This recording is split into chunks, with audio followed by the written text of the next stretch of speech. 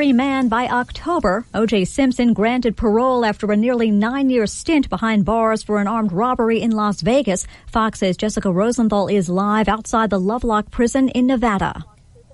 Pam, it's now up to officials in Florida to okay O.J. Simpson's plan to head there after he gets out. Supervision and family support are crucial in that decision. Some of his children live there.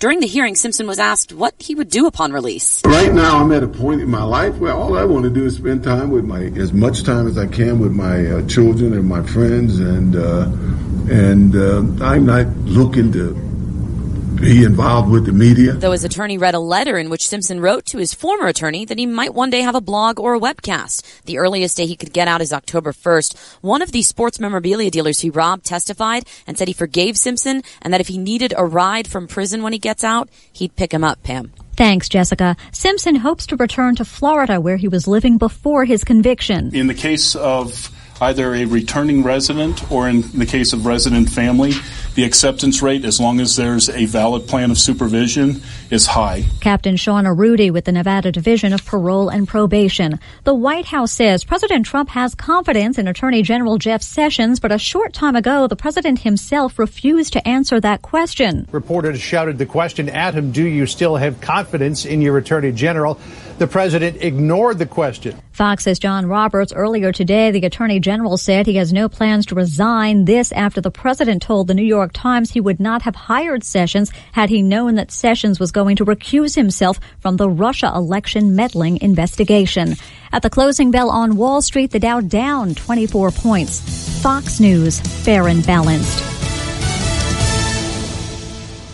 If you run your own business, when you're not on the job, you're on the road, in your van. Signs that say detour and do not enter are just plain bad for business.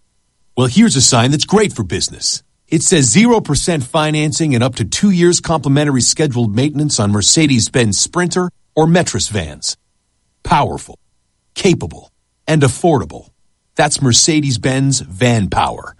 With pioneering safety technologies and low total cost of ownership, Mercedes-Benz vans are the right choice for your business. Check out the full lineup of Mercedes-Benz vans starting at just $25,995. 0% financing and up to 2 years complimentary scheduled maintenance.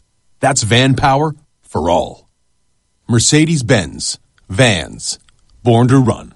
Starting at price refers to base model Metris worker cargo van. Excludes all options, taxes, title, registration, transportation charge, and dealer prep fee. Please see your dealer or go to mvvans.com for further details and exclusions.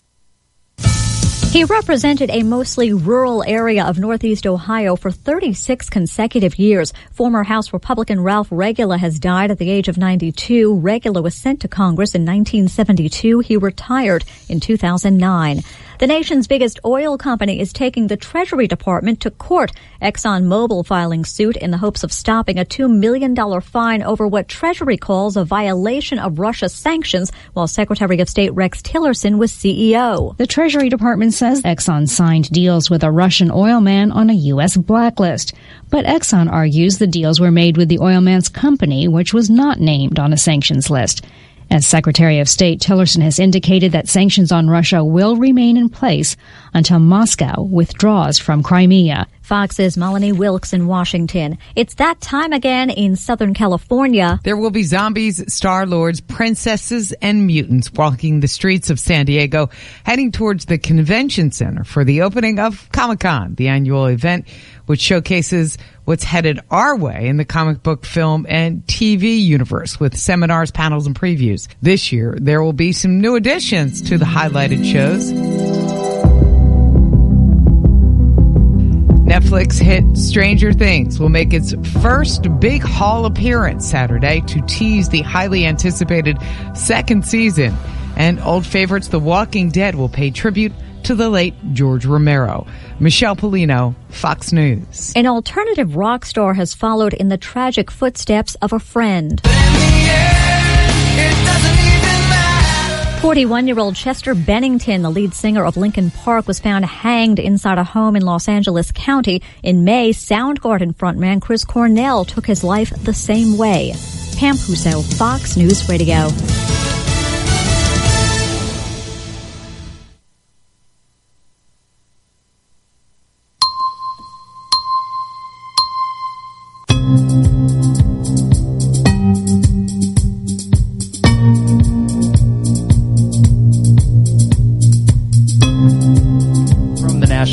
Service brought to you by Chief Bauer. For all your heating and air conditioning needs, give Chief Bauer Service Experts a call at 866-EXPERTS or visit online at chiefbauer.com. Hello, Lon. Hi. Today, 96 is the high. Right now, it feels like 115. Low of 74 tonight. Tomorrow, 95 the high with a 40% chance of a stray thunderstorm in the afternoon and a low of 76 overnight. Saturday, slight chance of thunderstorms with a high of 93, low of 72. We finally get a break on Monday. Got it. Like I said, though, 96. It feels like 115. We are live at Bunny's Tavern.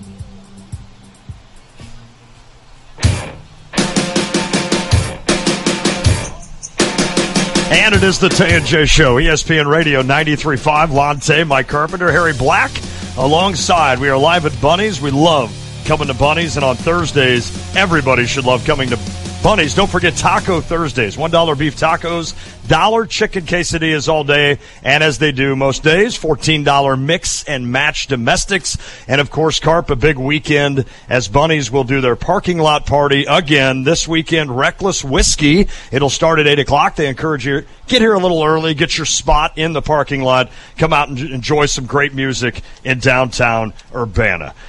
A lot of stuff going on today in sports. A lot of stuff, and we're kind of doing a blind show today. We Right. don't hear anything back from the station, so we're kind of winging it as far as just cues and things. So we hope we get it right. I think we will. And it is a crazy day, and there's plenty to talk about. O.J. Simpson gets parole. That is big news, He's huh? out of jail in October. And it's just crazy because Harry and I were talking about this before the show started. By the way, Harry Black will be joining us later on in the show. Okay. And last year was sort of the reemergence of the O.J. Simpson mania with the documentary series, the 30 for 30 on ESPN, and the miniseries that was on FX with Cuba Gooding Jr. as O.J. Right. Simpson.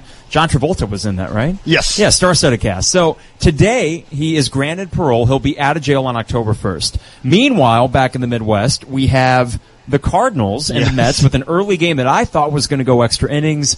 But, Lon, you've seen this Cardinals team throughout the year. I don't think you were expecting extras. You were kind of thinking Murphy's Law, and that's what you got in the bottom of the ninth. That's exactly what we got, and I'm getting a little mixed minus right now on my headphones, so I'm going to pause just a little bit here as we go along. But I can't wait to get back to OJ, because I'll be honest with you, Carp, I kind of forgot he was even in prison. I literally had forgotten about that. So I think OJ had taken him out of my conscience for the most part. But, yes, back to the Cardinals. I got in the truck just in time to basically hear Trevor Rosenthal is on the mound. And, you know, Trevor Rosenthal's been their best closer, I think, all season. And of late, especially, has been pretty solid. But he comes out. What's he do? He walks the first guy. What's the worst thing you can do is walk a leadoff hitter. It just seems like every time you walk a leadoff hitter, any young child out there, any young pitcher, don't walk the leadoff hitter because they almost always score. And that guy actually didn't end up scoring. They got him at second base on a force. But the Mets do end up winning the game 3-2. I said yesterday, unfortunately, that I thought the Cardinals were going for the sweep last night. I forgot it was a 4-game series against the Mets. They're now 3-4 on this road trip with a trip to Wrigley Field next. It's not die yet for the St. Louis Cardinals. They can still do some damage. I mean, the Brewers keep losing. Cubs keep winning. Here come the Pirates now in the NL 48 Central. and 48. It's crazy. 3 games out of first place. The Pirates that we kind of left for dead a few weeks ago. Absolutely. Well, they got Marte back, and I think that makes a big difference for that team. I think when you take that guy, and he, to me, is the best guy in that lineup, when you take the best guy out of your lineup, it's going to affect you. So getting Starling Marte back, I think, is really going to help the Pirates. I don't know if they have enough in the second half of the season, but it would be interesting for the team that you did not think would be really the team that would challenge the Brewers or the Cubs or the Cardinals for that Central to all of a sudden be that team. But here you got the Cardinals limping into Wrigley. It's the last thing you want to do, going to a visitor's park, especially a rival, and doing that off another walk-off loss. And by the way, 3 out of 4 losses have been walk-off losses for the Cardinals to start the second half of the season. So any Cardinals fan, I'm getting long-winded here, any Cardinals fan that came into the second half of the season with a little hope, a little thinking, all right, maybe they've turned this around, maybe they'll do things different, they won't base run mistake, they won't make so many errors in terms of defensive, maybe they'll start hitting the ball. Here, 3 out of 4 times now, you've been burnt in basically the 9th inning, and man, nothing absolutely makes you angrier as a fan than that, and that's exactly what's happened to the Cardinals. I can relate. Yeah, you can. 3-4 since the All-Star break. You think that maybe they turn a corner when they get a big win. Yes. And instead of actually building on that and going on a winning streak, they can't seem to put anything together for a sustained amount of time. Sports will do that to you, right? Oh, sure. Sports will absolutely do that to you. You can get on a little bit of a roll, and all of a sudden you think, all right, my team is back. And the next thing you know, 3 weeks later, that team is right where you thought they would be. And that's the frustrating part, but that's kind of how it works. And then this morning, Kevin Wheeler, and you can follow him on Twitter at WheelerShow101, Lance Lynn had some very interesting words to say this morning. I'm going to read this full quote here because I think this speaks to concerns that I know you and Jeremy have talked about on the show, and if you're a Cardinals fan, it's on your mind. So this is from Lance Lynn, quote, "They seem to think, and they, I think is the Cardinals organization he's referring to, that they have pitching in the future. You look at the years to come, there might not be that power bat that could be our number 3 hole hitter. They have to decide which way they want to go and how they go about it. Do they want to just wait until free agency to find it for the future, or try to trade for a young, controllable one? But no team that's in it is going to trade a power bat. So they're not going to be able to use me to get the power bat that they need. I would be racking up depth in the minor leagues if I was to get traded. To get someone for him who's going to contribute to this year's run is not possible if we decide to make a run." This is what he said before he started and gave the Cardinals yet another good start. It has to be so frustrating for him to go out against this Lugo character for the Mets. Very unremarkable on the season. I agree. And not really be able to do anything against him. I think when you read through that quote, it's essentially basically Lance Lynn thinking, all right, they're either going to give me money or they're going to wait till free agency and they're going to give a power bat money. The Cardinals, listen, we've identified what the Cardinals need, and that is the power bat. I would love to have Lance Lynn on this team for the next 4 years. I've said that consistently. I think Lance Lynn is maybe your most consistent starter minus Carlos Martinez, especially now that Mike Leake is kind of coming back down to what we kind of felt like Mike Leake would be. But unfortunately, if you're going to spend a lot of money and you're the Cardinals, it's going to be on a bat, is the feeling. And I think for Lance Lynn, maybe his ego is hurt a little bit right now because the Cardinals aren't offering him big money, and maybe Lance Lynn feels like he deserves that. He certainly has pitched well. He's coming off an injury, and it's hard when you're coming off an injury to all of a sudden trust someone to give them a huge contract. I liked what he said, Carp. I mean, there's a couple of things he said. One of them, quote, "The more I pitch, the more money it costs, so I don't know what they would want, or I don't know why they would wait," and he said that smiling. To me, he's just being honest. That's Lance Lynn being honest. I mean, the more he pitches like today, the more his value is going to go up. So I don't mind that honesty. And he also said, you know, if they want to contend down the line, they need me here too, so we'll see how that goes. I think it's refreshing. Honestly, I don't read this and get mad at Lance Lynn. Lance Lynn has never been, in my mind, one of those guys that absolutely buys in and loves the St. Louis Cardinals. I think he would love to be a St. Louis Cardinal for the future, but I don't see him as like an Adam Wainwright, a guy that I think would maybe take a little less money to come back to St. Louis and pitch for the Cardinals. Lance Lynn wants to make money. Lance Lynn has, never really signed that huge contract. And he will. And he will make a lot of money. Now, is he a free agent after this season? Yes, that is correct. Then he will be one of the best arms out there. Without a doubt. This is a weak free agency class, and a lot of people are looking forward to the 2018 free agency class. So he has leverage here, and I agree. It is refreshing because baseball especially, as many new young stars as there are, and Aaron Judge, he's fun to watch. Yes. His answers are canned. He's from the Derek Jeter school of, I'm going to tell you nothing except the token line about being a Yankee. It's an honor to be here. And that's fine. It's non-controversial and ultimately kind of boring. Yeah. So I do appreciate Lance Lynn saying what he said. As you go into Wrigley Field this weekend, how do you feel? And I guess the follow-up to that would be, do you really have that much excitement or enthusiasm that you can continue to put into a Cardinals team that, and as a Yankees fan the last month, I can relate, that continues to find ways to lose? No. That's the simple answer to that, no. Now, every time they go into Wrigley or the Cubs come to Busch, I can easily get excited for that series, and that's more of a local flair of your buddies and everybody ribbing each other. So I can easily get excited about that, but you're right. It's one thing after another. Today, the Cardinals, Matt Carpenter makes an unbelievable play down the line, and Trevor Rosenthal doesn't cover first in time. He doesn't break on a ball that's hit to the right side. Every pitcher knows when a ball's hit to the right side, you have to start to break towards first base. Maybe you get 2 feet and realize everybody's got things covered, but you have to make that effort to do that. It's not that Trevor Rosenthal hasn't done that in the past. It's not that he didn't mean to break to first today and he was being lazy. It's just a matter of, it's just another thing that has gone wrong for the Cardinals. And I've often thought thought in my head. I've done some soul searching about this team, Cart. Oh. And I don't know about you with the Yankees, but I've done some soul searching. The Cardinals, it seemed, for that long period of time, and I'm almost done talking about this whole long last decade, which I honestly feel as a Cardinal fan that they gave me a gift that I'm not sure I'll ever see again. But no matter how it ends, and even if it's abruptly or it's gradual, it doesn't make it any better. It doesn't. Now, I've given them a pass, but when you continuously do things like this, and it's one guy today, it's somebody else tomorrow, it's another guy the next day, that's the thing that's frustrating. Today, it just happened to be Brett Cecil can't hold a lead, Trevor Rosenthal just decides not to cover first, or he just had one small mental block, and that costs you a win. That's what happens at the major league level, and if you want to be a team that contends for a title, a division title, and get into the playoffs, you simply cannot do that. And now you're going to start seeing the Cubs get hot. The Brewers have been formidable all year. Yes, they're in a little bit of a funk. Here come the Pirates. Now, if you're the Cardinals, you got July 31st coming up right now. Maybe this 10-game road swing is the best thing that could have happened to St. Louis. Maybe John Mozeliak says, all right, I'm going to give you 10, see how we do on the road trip, and then I'm making my mind up whether we're sellers or we're buyers. And I get the feeling they'll do neither.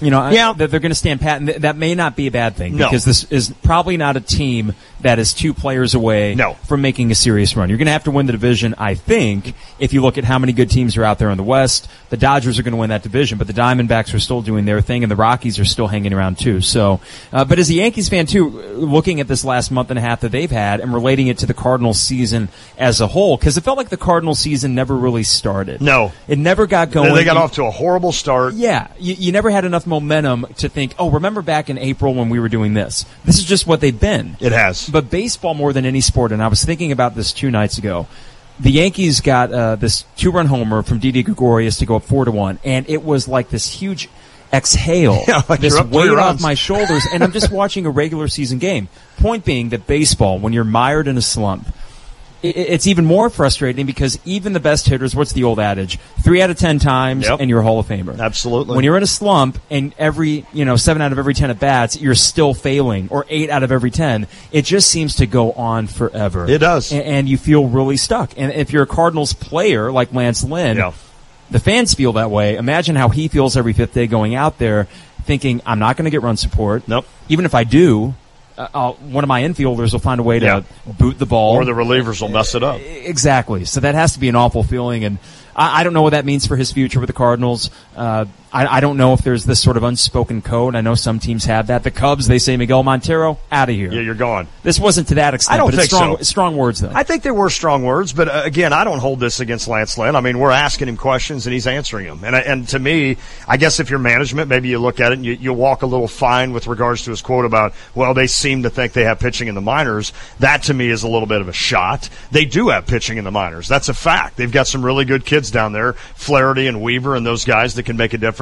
Of course, the kid Reyes that got hurt will come up and be a stud. So they do have that. And unfortunately, sports is another one of those games. The older you get, there's always somebody behind you looking to get better. I think if the Cardinals make a move, it will be simply to get better in the future. And that would be the thing. So in other words, if they move Lance Lynn, it's not to get better this year. In my mind, it's to get better next year and the year after. You trade a guy like Lynn, you get a couple of prospects. Like he said, he wasn't lying. If they trade me, it's going to be for minor league depth. And that's exactly what you do. You trade pieces that are valuable to other teams right now that want to win a division or get into the playoffs. Yeah. And a guy like Lance Lynn is a guy that I think could go and shore up a rotation somewhere in baseball, and you could get back 1 or 2 guys that could help you maybe next year or even a couple of years down the road. Cubs Cardinals tomorrow. That means we're going to be on a little bit late. Yes. Jeremy is up celebrating his brother's wedding weekend. So congratulations happy for to Brad. Absolutely. And the Warner family gets to have a great time this weekend. Deservedly so. Yes. And we have a busy show, though, today. Tomorrow will be a condensed show. I would guess about an hour. Probably. That we'll get on. It's a 1:20 start. And it's at Wrigley. You never know about those things. Those can be those. If the wind is out, it will be a 4-hour game. We'll be there for a half hour. But the Cardinals feed, of course, will be on ESPN 93.5 at 1:20. You can check the Cubs one over at US 105.9.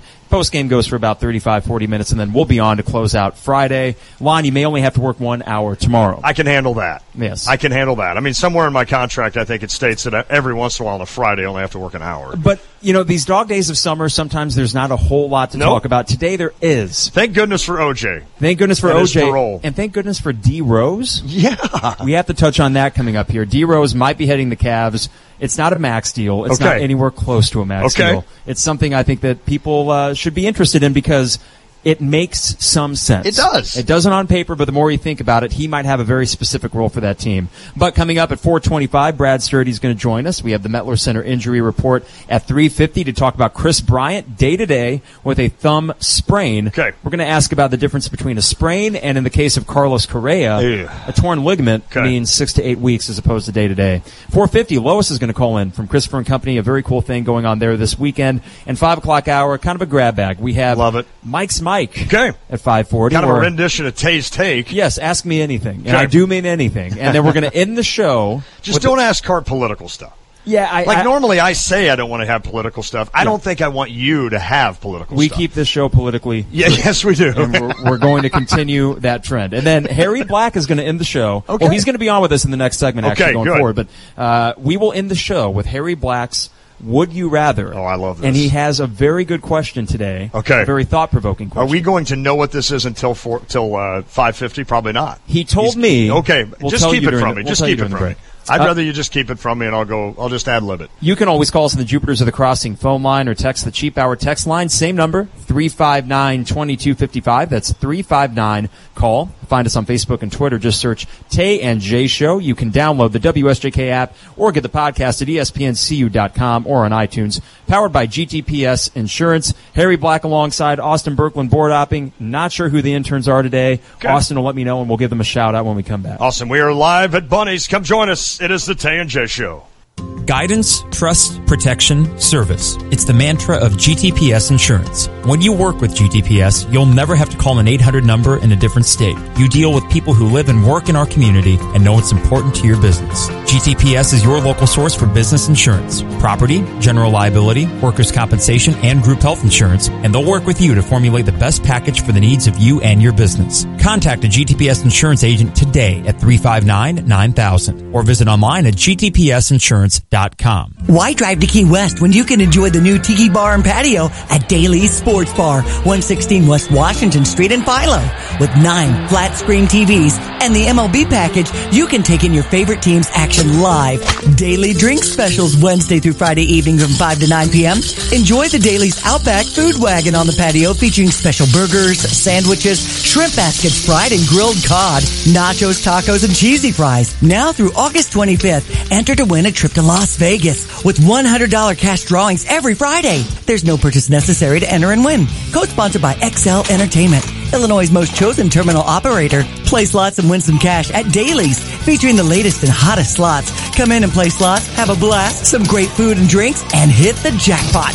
Be sure and enter for your chance to go to Vegas now through August 25th with $100 cash drawings every Friday at Daily Sports Bar, 116 West Washington in the heart of Philo. Must be 21 or older to play slots. Gambling problem? Call 1-800-GAMBLER. Hi guys, it's your pal Corny from the Urbana Sweet Corn Festival here. I'm so excited to present the 43rd annual celebration of me, August 25th and 26th. This year's festival has gone back to my roots and is local. Visit me at the area's largest free festival and find the best local vendors, live music, the Motor Muster Car Show, and of course, the main attraction, hot and buttery locally grown sweet corn. This festival is proudly brought to you by the Urbana Business Association, City of Urbana, Bud Light, WCIA, CUMTD, and this station. For more information, visit UrbanaSweetCornFestival.com. Habitat for Humanity of Champaign County Restore hours have changed. The University Avenue location is open for customer shopping, donation drop-offs, and pickups on Wednesdays, Thursdays, and Fridays from 10 a.m. to 6 p.m. and Saturdays from 10 a.m. to 4 p.m. Donations can also be received on Tuesdays from 10 to 6. Free donation pickups can be scheduled Tuesday through Saturday by calling 359-0507. Habitat for Humanity of Champaign County, online at cuhabitat.org. Hey Cardinals fans, we have another great weekend of promotions coming up for you. The weekend of July 28th, 29th, and 30th when the Cardinals host the Diamondbacks. Friday night, it's the replica 1967 World Series Championship Trophy. Saturday, the adult replica 1919 jersey, courtesy of Fabic Cat. Also that evening is a fireworks night, thanks to Fabic Cat. Sunday, the Kids Pocket T-shirt presented by the Pasta House Company. Tickets available at cardinals.com/promotions. Hey, what are we doing for your birthday party this summer? Well, I was hoping to have a cookout like last summer. What? Don't you remember all those mosquito bites we got last year? Good news, girls. Not only is Prairie View taking care of everyone's dandelions, now I'm going to take care of all their mosquitoes, too. Yay! Enjoy a bug-free summer. For all your mosquito control needs, call Lindy at Prairie View Landscaping and Turf Management at 355-9422. That's 355-9422 for mosquito control from Prairie View Landscaping. Game Day Spirit, the official fan store of the Fighting Illini at 1422 South Neal Street, is officially closed. In the meantime, continue to get all your Fighting Illini needs online at GameDaySpirit.com or at the fan store on the corner of 6th and Green in the heart of Campus Town. There you can find their large selection of BOGO tees. New to the BOGO deal is the flexibility to mix and match youth sizes with adult sizes. Want to be the first to hear about Game Day's deals and promotions? Follow them on Facebook, Twitter, or Instagram by searching at Game Day Spirit. And you stay up to date on officially licensed Fighting Illini gear from the official fan store of the Fighting Illini. Your four-legged friends need protection too. Pet insurance from Pekin Insurance covers cats and dogs at least 6 weeks of age or older as an enhancement to your homeowner's coverage. Choose between $2,500 or $5,000 worth of coverage for a variety of pet health services. You can even take your pet to the veterinarian of your choice. Learn more at PekinInsurance.com or ask your local agent about how to protect your furry family members. For pet insurance that is beyond the expected, contact Pekin Insurance today. Do something real to help recovering addicts get back on their feet. At Champagne's Jesus House Recovery Center, we strive to develop men's connection with God to improve their lives. We work on developing their skills to pay off legal debts, save a portion of their income, and return back to society. You can help these men complete the program by donating household items or a monthly or one-time cash gift. Call 217-761-8863 or go to JesusHouseRecovery.com to make a difference today. Hi, it's Stevie J. Start your day with me along with Diane Ducey, weekday mornings 7 to 9, here on ESPN Radio 93.5.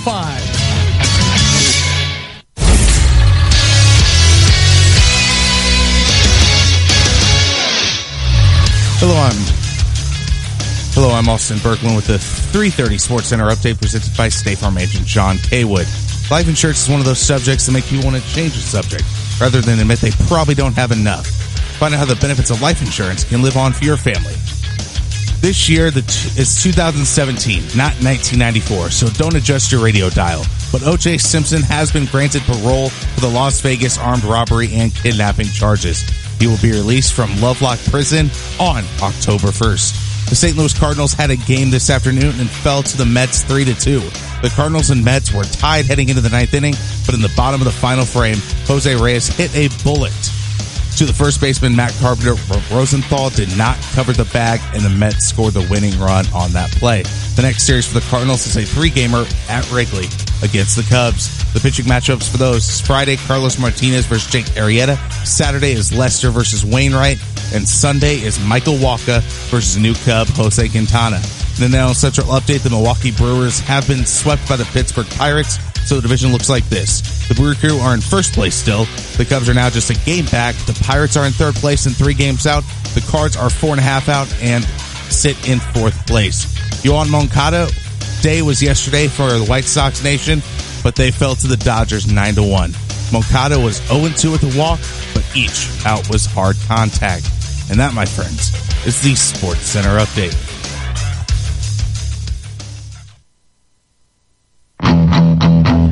It is the dog days of summer, and mosquitoes are everywhere. They can be a nuisance. And with the reported case of West Nile and Champaign, it's even more important to keep your yard mosquito-free with Prairie View Landscaping. And since it's Prairie View Landscaping's 25th year in business, they're celebrating by offering up to 25% off their mosquito program. It's easy. Like all the other great promotions we've had with Prairie View Landscaping, you just email mypbdiscount@gmail.com for a free quote. That's mypbdiscount@gmail.com. Sign up today, and on July 28th, that's next week, is that right? Prairie View Landscaping will announce a winner on the Tay and J Show for 2 free treatments. Email mypbdiscount@gmail.com. That's mypbdiscount@gmail.com. All right, it's the Tay and J Radio 93.5. Lonze, Mike Carpenter, and Harry Black. Okay, so we do have some technical difficulties going on here, and that is par for the course, though. It is live radio. Mike Carpenter with Lon Tay as we get him a microphone that works. Harry, I'm sorry that we keep demoting you until we figure this out. Harry, we're doing this on purpose. We actually do not want you on the air. Okay, so today, though, O.J. Simpson does get his parole. He will be out on October 1st after spending, 2008. He went back in prison, so that would have been a good 9-year run. And I was watching the O.J. Made in America documentary series. Have you seen that, Lon? Yes, I did. Okay. And it was part 5 where it got into what happened after he was acquitted. And it got into this whole mess when he was in Las Vegas with the signed memorabilia that he and some friends went to a hotel room, held some guys at gunpoint. Things got a little bit messy. Exactly. Even with that, though, it seems a little bit odd that he was given as long of a prison sentence, 33 years, as he was. And to me, I always thought that was kind of like a delayed punishment. Would agree. Yeah.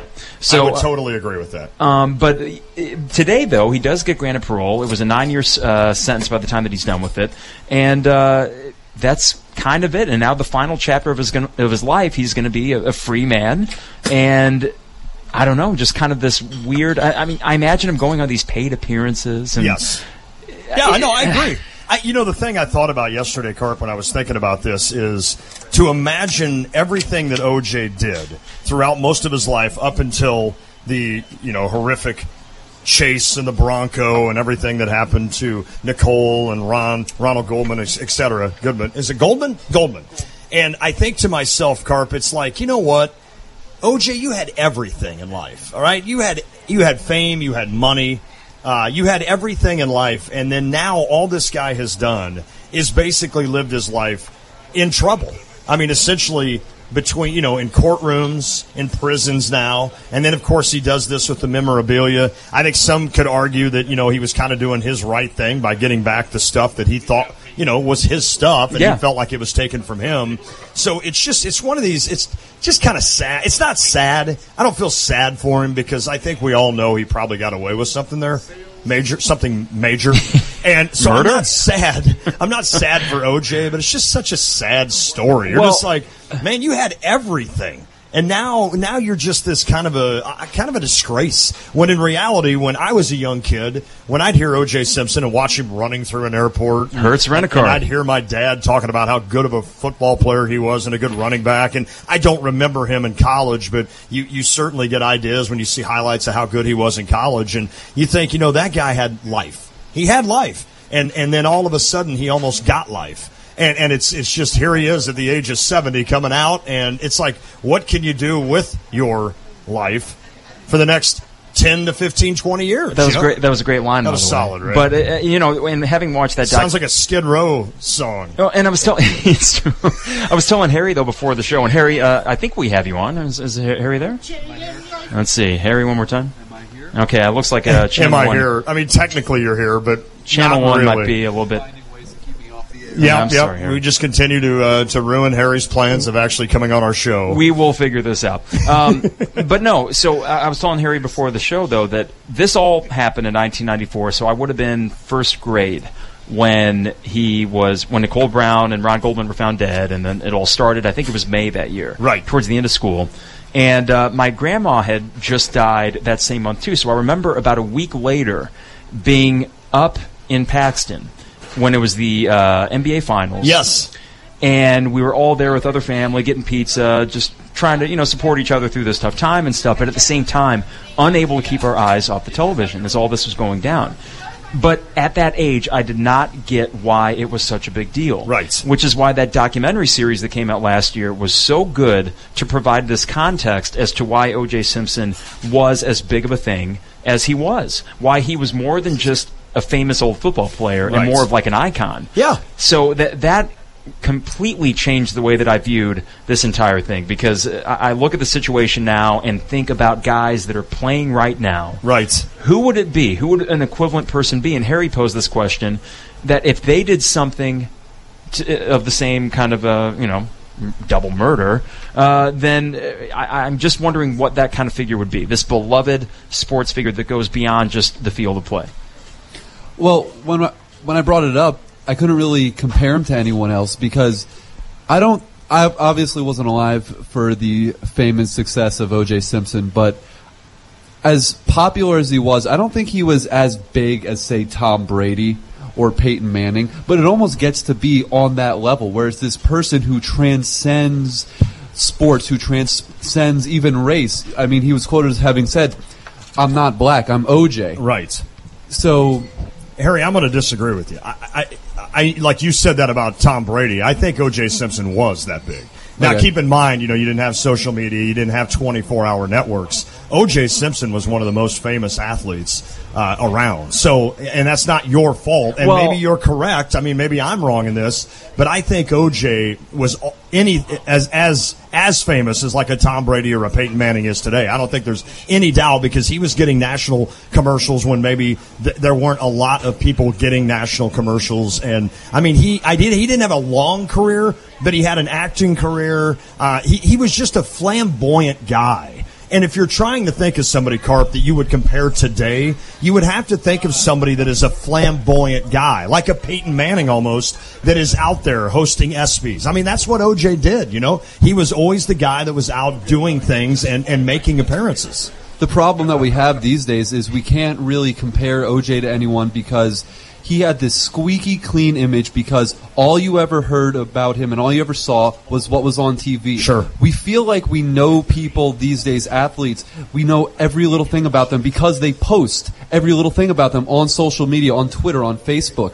It's different than what it used to be.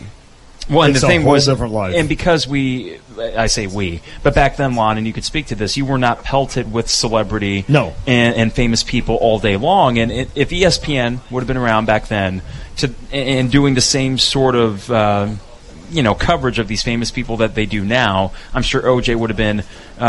People might have gotten sick of him, without a doubt, oversaturation. But he was in an era where you were able to kind of carefully cultivate your image. Yes, which is why we look at guys like Tom Brady and Derek Jeter now, and despite all the attention that was heaped upon them, they're somehow able to stay above the fray and never really get caught doing anything remotely controversial. And that was OJ back then. It was OJ, and keep in mind, I mean, OJ Simpson today would be the Marcus Allen on TV. He would be the whoever the guys are on the NFL Network. Exactly. He would be the Sunday show going in. I mean, he was that big of a personality. He was good. He was actually good at what he did, right? When he would talk, people wanted to hear him because he was a good speaker. He was flamboyant again, as I mentioned. Good-looking guy. I mean, he was all of that. And back to your point about today, like with a guy like Derek Jeter or Tom Brady and some of these guys, Peyton Manning unfortunately had his issues with the things that came out of Tennessee and such. But, it's one of those situations where it does amaze me that you can be an athlete today with so much around you and so many pictures and so many cameras and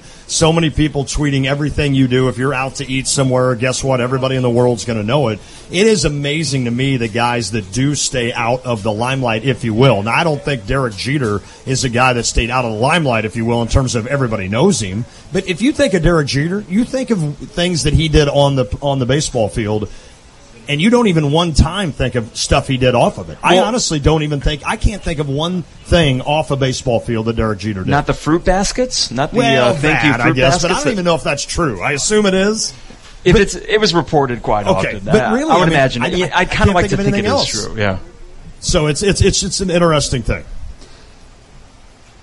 I'm blanking right now. Harry Black is blanking as we go. But this OJ thing, it's just an interesting thing. And here he is. What does he do with his life now? It's 70 years old. Going forward, it's like, all right, now you get a second or third chance now to make kind of to try to get something positive out of your life the last 10 years. I think we're a forgiving public, and I think even people forgave OJ. I think we even saw that even after the horrific stuff that came out of that trial, whether or not he did it or not. I think people even kind of started leaning back to his side and forgiving him a little bit. You see, I don't know about – I think that he – in the aftermath of that trial, because he did lose the civil case. Yes. Now, granted, the burden of proof is a lot lower and something like that. You just have to, I think, be 51% proof in order to have to pay up those fees. But when it comes back to that case, and I was reading about this today, you see all these people that were in his inner circle that were leaving it. The more and more they talked to him, the more and more he talked about what happened that night. Yes. And was making these allusions. Even the book that I don't know if it ever got published or not, if I did it. Yeah. Which is just a bizarre thing to even contemplate. I'm going to write a book about if I had done it. So pathetic. I think he might actually, I don't know if he was forgiven as much as kind of cast aside, and he turned into this outcast, which what makes that remarkable is how he was the complete opposite when he was famous Nicole Brown, Fair enough. Ron Goldman. So it was such a 180 from this guy that charisma earlier back in the day seemed fun. Yeah. And then you see interviews post-trial. And they're almost strange. It's creepy. Yes, and creepy. it's like, wow, I could see, it just takes this completely different tenor than what it did before. It was weird. The one that did the best job of depicting it was the series with Cuba Gooding Jr. At the end of the last episode, it showed that he had gone from being this beloved figure before everything went down, and then as the trial kind of goes along, it's obvious there's the white side and there's the black side of the trial. And after the trial, he's at the party. He's at the party back at his house, and it's all of his black friends who were supporting him, and now all of the people who he had associated with in actuality before then, which were a lot of white people, were nowhere to be found. And he's become this person who is almost a man without a country, a man without a race. Fair enough. Later on, he kind of changed his identity to kind of appeal to those who supported him through that trial. That's why you saw him not have such a squeaky clean image in the early 2000s and before the robbery. It's interesting. I think a good comp actually would be Tiger Woods. And here's why. Because what O.J. did even back in the day, and Harry alluded to that quote where he said, I'm not a black guy, I'm O.J. Simpson. And that kind of caused a bit of divisiveness within the black community, thinking, well, okay, you achieve this level of fame. We have the Jim Browns and the Muhammad Alis of the world that are social activists and really trying to get messages out there. And OJ would not do that. Yep. Michael Jordan didn't do that either. But granted, when you're winning 6 out of 8 titles, people tend to be You were more doing forgiving. your work on the court. Right? Yeah, they tend to be more forgiving about that. But I think Tiger Woods, and if we look at the decline in how he is perceived by people and how he was a megastar, he was the reason that so many people, regardless of race, regardless of age, there were little old white ladies that would only watch the Masters because Tiger was in it on Sunday, wearing the red polo and the black pants. It was this sort of thing that transcended all these lines, right? So I wonder, and again, having been 8 years old, 7 years old actually, when this all started to go down, these were things in a context that I just didn't understand. Yeah. So it's really, I get now why people are so into the OJ thing. I get why they broadcast the entire thing on ESPN, because even though at lunch I couldn't hear it, I'm still looking up at this TV with OJ and his lawyer and then a couple character witnesses, and I'm transfixed by it, and I can't fully explain why. Right, and for me, that was, in a pretty good age, basically, when that happened. What year was that? 1995? 1995. Oh, 94 Bronco was 94. Okay, 94. The verdict was 95. At an age, essentially, of 24, where, seriously for me, and I'm being as honest as I can be, race aside, when I watched that verdict with O.J. Simpson, to me what stood out was, how are we going to take a famous person like this? How are they going to treat him in a court of law? Is he going to get away with this because he's famous? Not one time did I look at OJ and think black or white. Not one time. And I, the whole time, was sitting there more of a sociology almost study saying, what are we going to do with someone famous? That could have been an actor. That could have been an actress. It could have been whatever. Someone that famous. To me, that was the first time in my life that I had seen a figurehead on trial for something so major as a murder. And I remember thinking to myself, is he going to get away with this because he's famous? And not because he's black or not because of anything else. I'm like, is he actually going to get away with this because he's famous? And you know what? That's where, I don't know if we would call this ironic, because I still don't fully grasp irony. Yeah, I don't, but I love that word. Love that word. If you think about it, it could be one or the other. So, case in point, the decision is made, he's acquitted. And the black community, especially in Los Angeles, because they were coming off the heels of the riots, Rodney King, and there were other instances there where they felt like they weren't getting justice. So many of them, and including a couple jurors on that documentary, admitted, he probably did it. But you know why we acquitted him? They would start with the explanation of, well, the prosecution messed up, which they did. Yes, they did. The other thing I was thinking about today was how, even at my young age, I remember seeing clips of Marcia Clark, and I thought, I don't know if I like her. Or Mark Furman. He seems like a bad guy. Very unlikable. Extremely unlikable. And then I'd see Robert Shapiro. I'm like, wow, that guy's really professional. Yeah, he's cool, man. Johnny Cochran. Man, this guy's really cool. I'd never seen anybody like Johnny Cochran. No, F. Lee Bailey. Yep. He was older, but he was cool. You know, the Dream Team, it paid off because even from a public perception point of view, there were more likable characters somehow, some way on OJ's side than there were in the prosecution. So it just turned into, and that's why the FX thing had so much success last year. It lent itself to drama. It was a dramatic series unfolding right in front of us. Well, and Harry, and I know you're getting ready to add something, but it fed in to me, again, like I said about, is this famous person, no matter athlete, no matter race, no matter what profession, just you are a famous person in this country.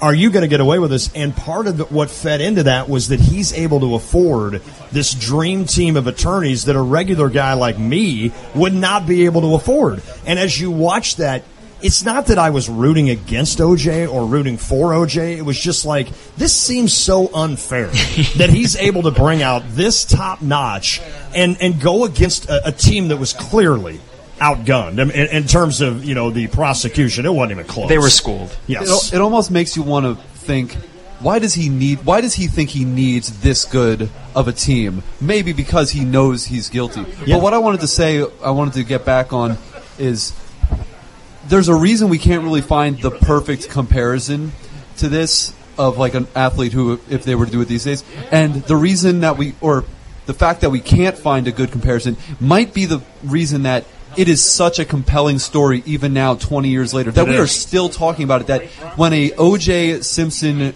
documentary comes out, or if the O.J. Simpson parole is on TV, everything stops. No doubt. You want to watch that. You No want to doubt. see, what is he going to do now? And even when I was watching it today, you just kind of get that he's O.J. He's going to do something just different, just weird. Watching him just kind of thinking like, okay, he's going into this parole hearing. There's no reason that they shouldn't give it to him. And then as it went on, you're just like, gee, OJ, you're giving him reasons right. just to vote against you. Absolutely. It's crazy. I know Austin was pointing out just, man, they sure seem to be just laughing and hollering, having a good old time there at the parole hearing, and that was the tenor. It was a little bit bizarre, but after seeing that documentary last year, this whole saga is bizarre. It will go down to, if you asked me in however many years on my deathbed, what are 10 of the strangest things in your life, that would definitely be one of them. A story the that O.J. won't Simpson die. thing will be one of them. How long do you think it's going to be before he breaks his parole and he's back in jail? I don't know. I actually think... I hope he just stays clear. I hope whatever money he has, he's able to afford a place somewhere so remote that he just goes there and lives out his life. He's the juice. He's not going to do I that. know, and he's got to make money now, and he still has the ability to do it. I'm waiting for the Barbara Walters interview. I'm sure it's coming. And he's going to cry. Oh, yeah. Everybody And cries. are you going to believe it when he does? No, I'm not. No, I probably wouldn't even be watching it, unfortunately. All right, we are live at Bunny's Tavern today. Thursday's Taco Thursday. $1 beef tacos, $1 chicken quesadillas, $14 mix and match domestics. And when we return, we're going to talk about Derrick Rose. Derrick Rose, the former Bull, might have a chance to join a team that could be in the NBA Finals next year. We will talk about Derrick Rose, and we'll also tell you about a big event coming up at Bunny's this weekend. So stick around. We are live at Bunny's. And we also got the Mettler Center injury report. Chris Bryant, Cubs fans, you will want to hear this when we get out back. for 3 years. Well. Oh, no, he's not out for 3 years. Oh, wow. No, that's right. He's just day to day. Yeah. We'll talk about that next. It is the Tay and J Show. It seems like in every home, there's at least one room that's either too hot or too cold. Well, it doesn't have to be that way. Mitsubishi Electric has your comfort solution.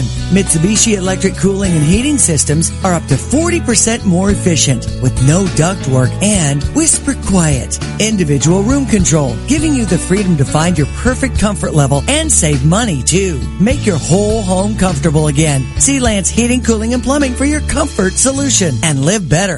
Hi, I'm Troy Lands from Lands Heating, Cooling, and Plumbing. Lands is your local Mitsubishi Electric Diamond dealer. Our technicians are experts at solving your comfort needs, one room or your whole house. Let us show you how a Mitsubishi Electric Heating and Cooling System can save you money now. Your comfort is our priority. Call Lands today at 1-800-AIR-REPAIR or find us online at landsinc.com. I'm Troy Lands, and you can count on my company because you can count on me. Debit cards are definitely convenient, but if you've ever lost or misplaced it, you'd understand the sheer panic that sets in. The Prospect Bank is now offering Card Valet. This app allows you to take control of your debit card right from your smartphone. You can define when, where, and how your debit card is used, set up alerts, lower card limits, and turn your card on and off at the touch of your finger. Don't delay. Download Card Valet today. For more information, visit the Prospect Bank online at theprospectbank.com. Equal housing lender, member FDIC. Diane Ducey here to tell you about Mobile Meter. When I'm playing taxi to my kiddos, I no longer have to worry about parking tickets and loose change. I downloaded the Mobile Meter app to ease my parking frustrations. You should download the Mobile Meter app today. It's available on iTunes, on your phone app store, or at mobilemeter.us.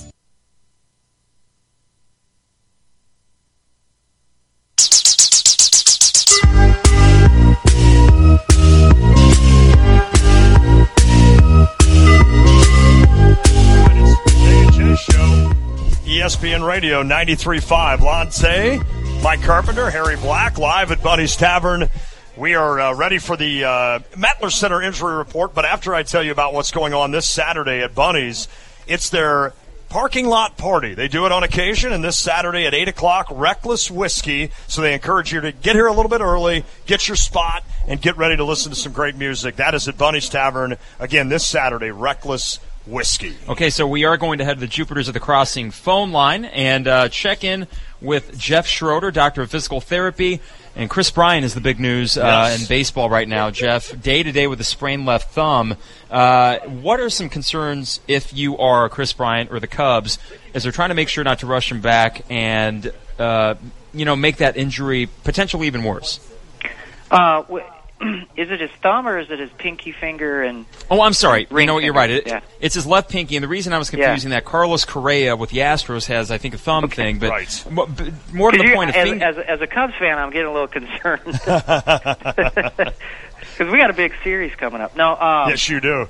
Yeah, so thumb would be different, a little bit more of a concern than his pinky finger and his ring finger, and it sounds like so. The first thing you're concerned about when you slide into base like that is, did he fracture anything? Because it's quite easy to fracture some of the end of the finger or any of the shaft of the finger.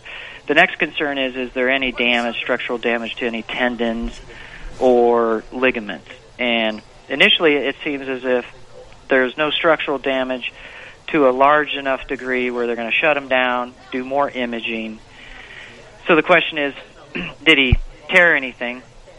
Probably not as likely, but a strain technically is sort of, little micro tear damage to any of those tendon sheaths or ligaments, anything along those lines. So it looks like he's escaped some of the more serious injury, at least preliminarily, and I think they're going to maybe sit him out a game or two just to let it heal and see how he does. Jeff, how fine of a line is it between what we have with Chris Bryant, where it's more of a day-to-day injury, and then, actually ligament damage, which in the case of Carlos Correa is 6 to 8 weeks? Is it just simply a matter of, let's say Chris Bryant would have hit that base that much harder? Or is it really just a matter of small little things like that? Yeah, it is a very fine line, and there's a lot of variables like the angle at which the force applied to a finger hits it, all these variables coming together at the same time, force, direction, and things like that, and that can be it. And it could be that some guy slides into the base real hard, and it looks as if, man, they should have a lot of damage, and they come away unscathed. And it could be somebody just hits the bag just wrong at a slower speed or whatever the case may be, and they have more significant damage. Now, when you actually have some structural issues with a ligament, the idea is, can it heal on its own first? And if the healing process isn't happening well, then they may have to go in and intervene through some surgical intervention, which of course would delay it even further. Jeff, I have one on Chris Bryant. When they say day-to-day, how do they know with an injury like that, how do they know, all right, today's the day you're going out and playing? Is it basically up to Chris Bryant and, hey, I feel good? I think it's up to Chris Bryant. You got to be careful though, because a lot of guys, at that level are going to say they're better, maybe faster than people paying their salaries and stuff like that. So I think you're going to get input from the trainers, input from the player, and then you're going to watch him perform and do some things, and a lot of people are going to be doing that. And does everything sort of come together? Does everybody agree? Ultimately, it is his choice, but you want to be careful that you're really paying attention to all the little variables, and they're not just, being the competitive person that they are and trying to get back in the game. Well done, as always, Jeff Schroeder, Doctor of Physical Therapy, giving us our Mettler Center injury report. Jeff, we always appreciate it, my friend. Thank you. Hey, thanks, guys. Stay cool. You too, buddy. Any aches and pains you have, check them out, Mettler Center. They will check out anything you have, free consultation, and let you know what your problem is and how you can get rid of it. Okay, so we are here at Bunny's Tavern until 6 o'clock tonight. Be sure to come out. Plenty of great specials on Thursday night. But the big thing we're promoting Saturday is a parking lot party. Yes, it will be warm, but the weather, as far as rain is concerned, looks decent for now. Okay. And Budweiser presents Reckless Whiskey. So if you're a country music fan, 8 o'clock is the show time. That's but awesome. they do encourage people to get here early, get a spot. You can bring chairs, all of that. But Bunny's in this parking lot. It's a great setup for a show. Highly recommended. Putting you on the spot. Do you know much about Reckless Whiskey? In other words, we all know who they are, but have you heard them at all? They are new on the scene, and they are just going at it. They're gigging all over the place. One of the guys, Blake, who's the lead singer, actually participated in our sister station, US 105.9's Country Showdown for a few years. Oh, okay. So this is his band, and they got I think they're playing Villa Grove Ag Days. You know what they are? Yes. That's right. I saw that on their schedule. That's fantastic. They are, they've just kind of burst on the scene. I love it. Country's hot. Country's always hot, right? It is. So come out Saturday night here at Bunny's in downtown Urbana. Parking lot parties are always a blast, and Ben and the guys over here will take care of you. It's just a good excuse to come out, drink beer, and listen to music. LaRon Black is in the news, and he is going to play a big part for Brad Underwood's first Illini team here at Illinois. When we come back next hour, we're going to talk about LaRon Black and what can he do to help this Illini team, and why is he in the news? I'm going to let you know that. Also, we'll get around the horn a little bit here and talk some more sports. Harry Black is joining us here at Bunny's, along with Mike Carpenter. I am Lante. Come join us. We're here until 6 o'clock. It is the Tay and J Show.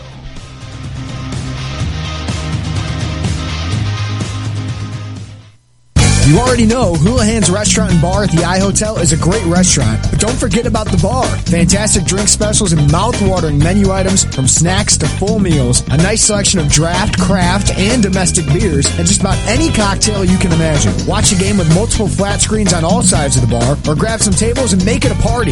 Drink specials daily, plus Houlihan's is now serving a delicious hot breakfast 7 days a week. Houlihan's at the iHotel. Check them out at the corner of 1st Street and St. Mary's Road, just south of the State Farm Center. DP Dough is the original calzone company, and they cater all types and sizes of events, from office orders to private parties to entire visiting football teams. Everyone will be sure to enjoy something different than the same old sandwiches or pizza. DP Dough also delivers to nearly all of Champaign, Urbana, and Savoy until late at night. So give them a call or order online when you're hungry and no one else is delivering. With over 1 million calzones served since opening in 2006, DP Dough is sure to satisfy and fill you up. DP Dough, the original calzone company. Ladies, if you're still struggling with an exercise program, can't find motivation to take that first step, or don't know where to start, let me and my staff at Curves help you out. I'm Sharon Hamilton, the owner at Curves in Champaign. We want to be there to guide you in your fitness journey and empower you to change your own life. We work with women of all shapes and sizes, various ages, and with different athletic abilities. We will put together a meal plan, show you how to use the machines on the circuit, and help you to stay committed to you. Not only will working out help you lose weight, but it can reduce stress, depression, and certain diseases. It can also increase energy and help you sleep better. There's no better time than now to get started. Come see what we're about. Curves is located in Champaign's Shops of Knollwood behind Biaggi's. You can also call us at 217-352-9922. That's 217-352-9922. When smart businesses need to grow their team, they do it on the site proven to deliver, Indeed.com. According to an independent study, Indeed delivers 5 times more hires than any other job site, more hires than the rest combined. And right now we're giving new users a $50 credit to post a sponsored job, boosting your listing in relevant search results. Claim your $50 credit at Indeed.com/credit. Indeed, the world's #1 job site. Terms, conditions, and quality standards apply. Bunny's Tavern is your home for the 2017 Chicago Cubs. Nothing beats watching baseball over an ice-cold beer, so enjoy $14 mix-and-match domestic buckets and $6 PBR pitchers 7 days a week. You'll catch every minute of Cubs action on Bunny's 10 big-screen TVs, whether you're inside or enjoying the largest patio in Urbana. With delicious daily lunch and dinner specials, come check out what people in Champaign-Urbana have been whispering about for over 80 years. Bunny's Tavern in downtown Urbana, your home for the 2017 Chicago Cubs. You're listening to WSJK ESPN 93.5 Tuscola, Champaign-Urbana, your home for the St. Louis Cardinals.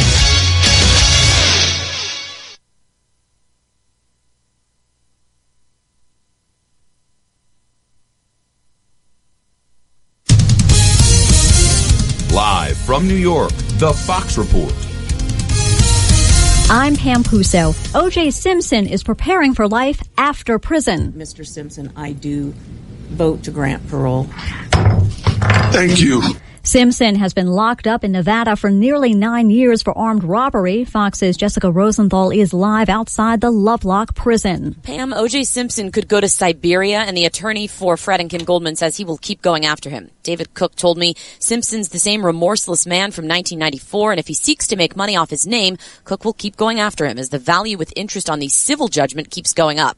Simpson told the commissioners he promised he would behave when he arrived at Lovelock 9 years ago. I believe in this jury system.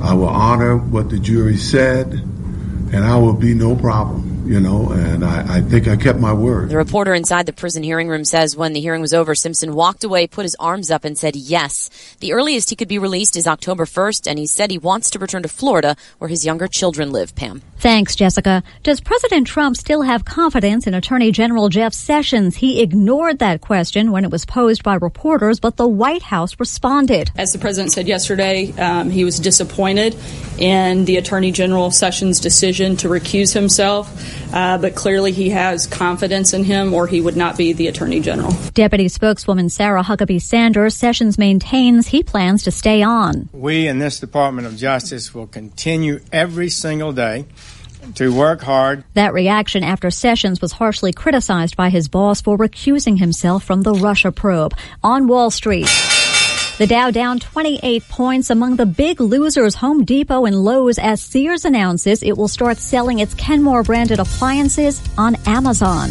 You're on the Fox Report. Fair and balanced.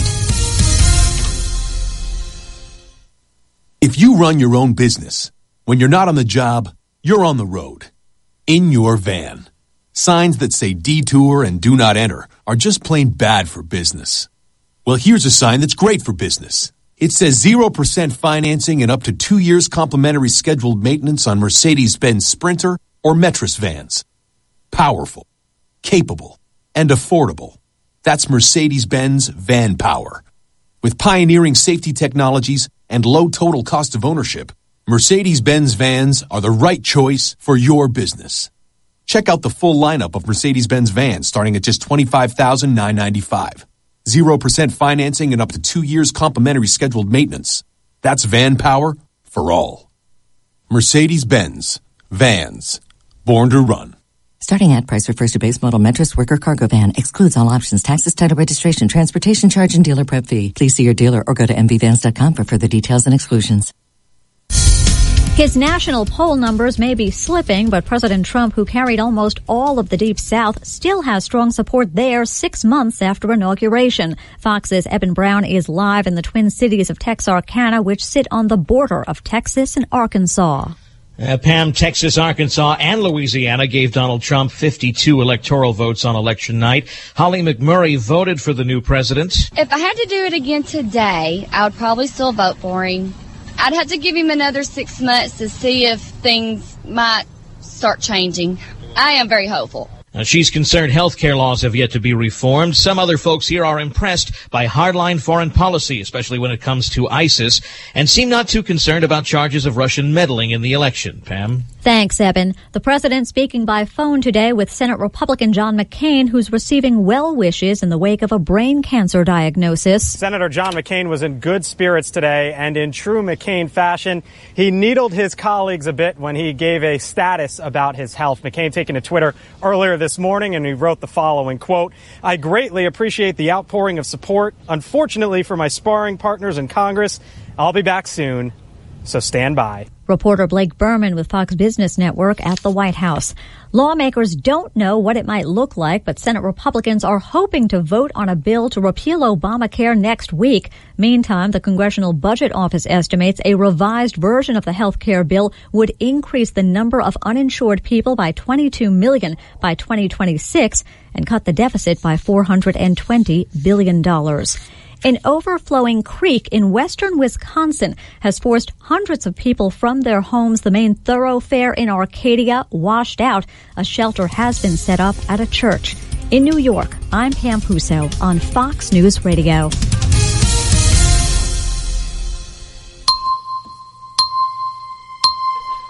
Here's your ESPN Radio 3-day forecast from the National Weather Service, brought to you by Chief Bauer. For all your heating and air conditioning needs, give Chief Bauer service experts a call at 866-EXPERTS or visit online at chiefbauer.com. There we go. All right. Crowd interaction. 74 is the low tonight. 96 the high tomorrow with a 40% chance of a stray thunderstorm. Man. 76 is the low overnight on Friday. 93 the high Saturday with another 50% chance of a thunderstorm. Low of 72. Lon, you want to play Guess the Heat Index? It's 93, and it feels like 104. 107. Oh, wow. We are live at Bunny's Tavern.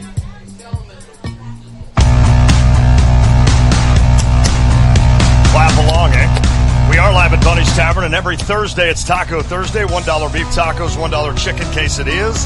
They have the $14 mix and match domestics, any drink you want. And then this Saturday, of course, the parking lot party, Reckless Whiskey, some country music. They'll take the stage at 8 o'clock. So come out, get your spot early, and join them here at Bunny's Tavern. It is Lonte, Mike Carpenter, Harry Black alongside as well. We're going to visit with Brad Sturdy at 4:25. We'll ask Brad Sturdy some recruiting news for Illinois, as they just got done with a lot of the recruiting stuff down in Georgia. So we'll ask him about some of the players Illinois is looking at and what he feels about that. I know a little bit of an issue with not Jeff Finke, of course, but Tim Finke.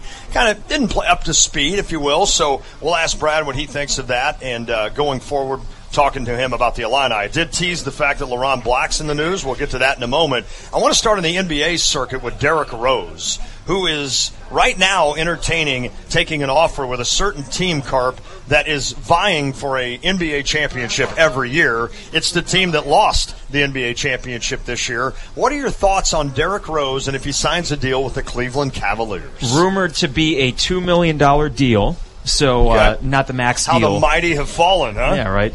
But that's a realistic sum of money for a guy that is just a shell of what he was. Right. But he is capable of the occasional offensive burst. Sure. He would not be a starter. He would not probably be getting 20 minutes a game. But he would be fulfill a very distinct role. When Kyrie Irving and LeBron James are off the court, you need a scorer. He is still a scorer. Despite his many faults, bad defense, not nearly the facilitator that he once was, he is capable of that occasional, hey, I get out there for 5 minutes, I get hot, I give the team a bit of a boost when the studs are off the court. So that is an interesting angle that the Cavs are taking if they go this direction. For $2 million, why not? They have to think a little bit outside the box if they want to give themselves a chance against Golden State next year. Better than Darren Williams. I mean, does he basically fit the Darren Williams role, but he's better? He's better. I mean, Darren, that was rough to watch. And D. Rose, to his credit, he's not the athlete he was. No. He hasn't lost every step. Right. He's lost a couple, but he still is quicker, more athletic than Darren Williams is, and more of an offensive threat. That is the only reason that they're looking at him. He's not a good defender. Not that he ever was to begin with. Right. But this is a role that I think it's worth trying. It's only $2 million. They can definitely afford it. Not going to be that big of a hit on the salary cap. So, yeah, at the end of the day, why not, I guess? Yeah. Though it probably doesn't change their projected wins. Right. Not at all. Not at all. Harry, I'll ask you. You've got a guy like Derrick Rose, who I don't feel like has ever been really a prima donna in the NBA. I don't think he was ever a guy that you looked at like, oh, he's tough to play with, or he's one of those kind of players. Can he fit in with the Cleveland Cavaliers team? Because you talk about a former MVP, guy that got his team to the finals. Now I think maybe with his age and the injuries, maybe he easily fits in. But you're talking about a guy that's going to have to go to a team and basically be the fourth or fifth best player, or maybe even worse. Yeah. Can he do that? Personally, Like, you mean from a mental state, can he do that? Yeah, will I don't he know. fit in? That's the question, is can he accept the fact that he's not the guy anymore? He was the guy. He was on pace to be the best player in the league. Not named LeBron James. Not named LeBron James. Yeah, exactly. It was for that 1 year. D-Rose got the MVP. It was because the MVP is really who's the best player aside from LeBron James. Yes. It seems like. But I think he fits in perfectly. And for $2 million, that's a steal. He's going to come off the bench probably. Definitely. Yeah. And the problem that the Cavs have had is they can't score when LeBron or Kyrie is not on. When they need their break, they can't score. You get a guy like Derrick Rose in there who, even if he's only, like you guys said, a shell of what he used to be, he can still produce. He can produce more than the guys they have right now can. That's a fair point, because when you watch the NBA Finals, and I don't know who was going to beat Golden State, but when you watch the finals and you would watch if Kyrie went off the court, or LeBron especially, you'd sit there and you'd just see the Cavaliers looking around like, get him back in. Like, we have no answer right here. Now, I don't know that Derrick Rose can save the ship, if you will, Carp, but I think he is a guy that at least gives you the option to come in, maybe kind of like the Vinnie Johnson of the old days, the old microwave. Yeah, come in and get you 6 quick points. Well, I think, too, let's look at Sean Livingston. And this may not be an apt comparison because Livingston is a longer guy.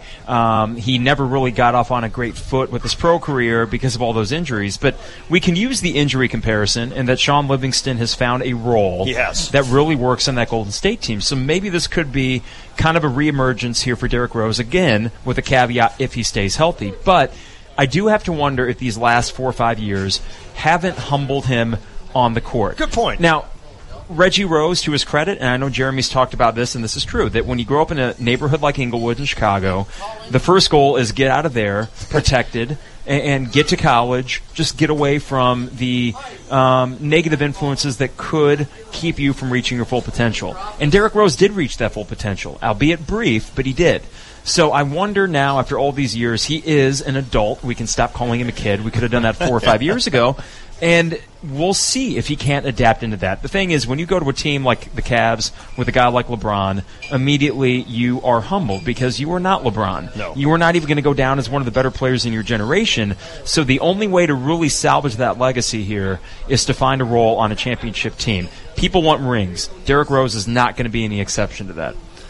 It's not like it's been that long since he was a really top-of-the-league player either. I mean, he hit that game winner against LeBron 2 years ago. He took the Cavs to 6 games with not a very good team in Chicago. And although he wasn't doing a lot in New York, he was still producing. The reason we don't talk about him is why? It was New York. New York's not a good team. If he is not dependent on to be the guy, which he's not going to be in Cleveland, I think he's going to produce. And this could possibly turn into a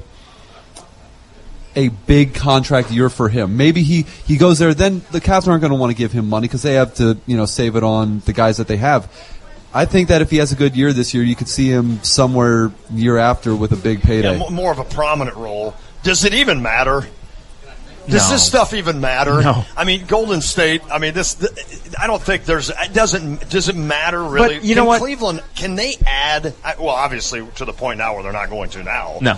Could they have added someone, Paul George, Jimmy Butler, It would have been tough. that would make any difference? I don't know if they could have, but I will say that even as lopsided as those NBA Finals appeared to be, if the Cavs just would have won Game 3, we have a series, potentially. I agree. And instead it ends in 5. Was Derrick Rose a dog? Was he a dog? And what I mean by that was, can he add a certain mental toughness? Not that the Cavaliers need that. J.R. Smith can add that. Obviously, Kyrie and LeBron have that. But can he add that kind of toughness to where you look around the locker room before a game with Golden State and say, hey, there's D. Rose. I don't think so. We've got that kind of a thing. I don't think so. I think it was his pure, raw athleticism that gave him this natural swagger. I don't know how much of it was mental. I'm not going to go as far as to call him soft because I think that it's hard to know what he was being told by his handlers, by his own personal doctor, who, they were probably babying him when he had that initial injury with the Bulls. But when he is on the court, there is a swagger to him. But I don't know how much of that's a mental a product of his mental toughness or anything. Fair enough. When he was playing at that elite level for, let's say, 2.5 seasons, he could get to the rim at will. He had this sort of steely-eyed, very stoic demeanor about him, and that played well in Chicago. That's a very Midwestern thing. It would play well in Cleveland, too. Good call. But in this role, and I kind of agree with Harry on this, that now that you're taking that kind of spotlight away from him, the onus is not going to be on Derrick Rose. It's at least going to be an interesting storyline. Ultimately, do I think it makes a difference? I would lean no. But I could see, as Harry referenced, that contract year sort of thing. He is betting on himself. He could probably get more than $2 million for a one-year deal at other teams. Agreed. If he gets a one-year, $2 million deal with the Cavs, he's saying, I want to win. I'm betting on myself that I can come back, and then we'll see what my contract situation is the next year. Now, I'm not sure. I'm pretty sure his ACL was his first major injury of his career. Yeah, did that against the Sixers in the playoffs. Yep. Yeah, in a game he shouldn't have even been in. Right. Now, before this first injury, he was a god. He was the savior for Chicago. He was one of the best players in the league. We've gone over this. Mm-hmm. As soon as he gets that injury, it's a bad injury. And yeah, it probably takes you out a year. But I think that took away a lot from him mentally, because then when he comes back and he tears his meniscus in the very same city, a different sport. Walter Payton tore his meniscus, came back the next week. That's not the kind of injury that you miss an entire season for. That's because old people like me are tough, Harry. We're tougher than you young kids today. Let's just be honest. We're a soft generation. I'm kidding. All right, These millennials, they're so soft. No, but when you're right. No, you're right. They babied him back. There's no doubt about it. And I remember Jeremy and I many a day sitting there going, oh, guess what? Rose isn't playing again today. And it's like, what? And that became an issue in Chicago. That became a big issue to where he went from the god, like you said he was, to someone that the Bulls fans just couldn't trust. And it's too bad. It's too bad that it happened to Derrick Rose, because it would have been – he's one of those sad careers you look at and say, how good could he have been? Because you saw how good he was. It's a what could have been thing, and that will always be, sad is a great word for it, because it could have been something where I think they would have gotten one title with Derrick Rose had that never happened. I think they would have snuck one out against one of those LeBron teams. Not sure what year it would have been, but I think it could have happened.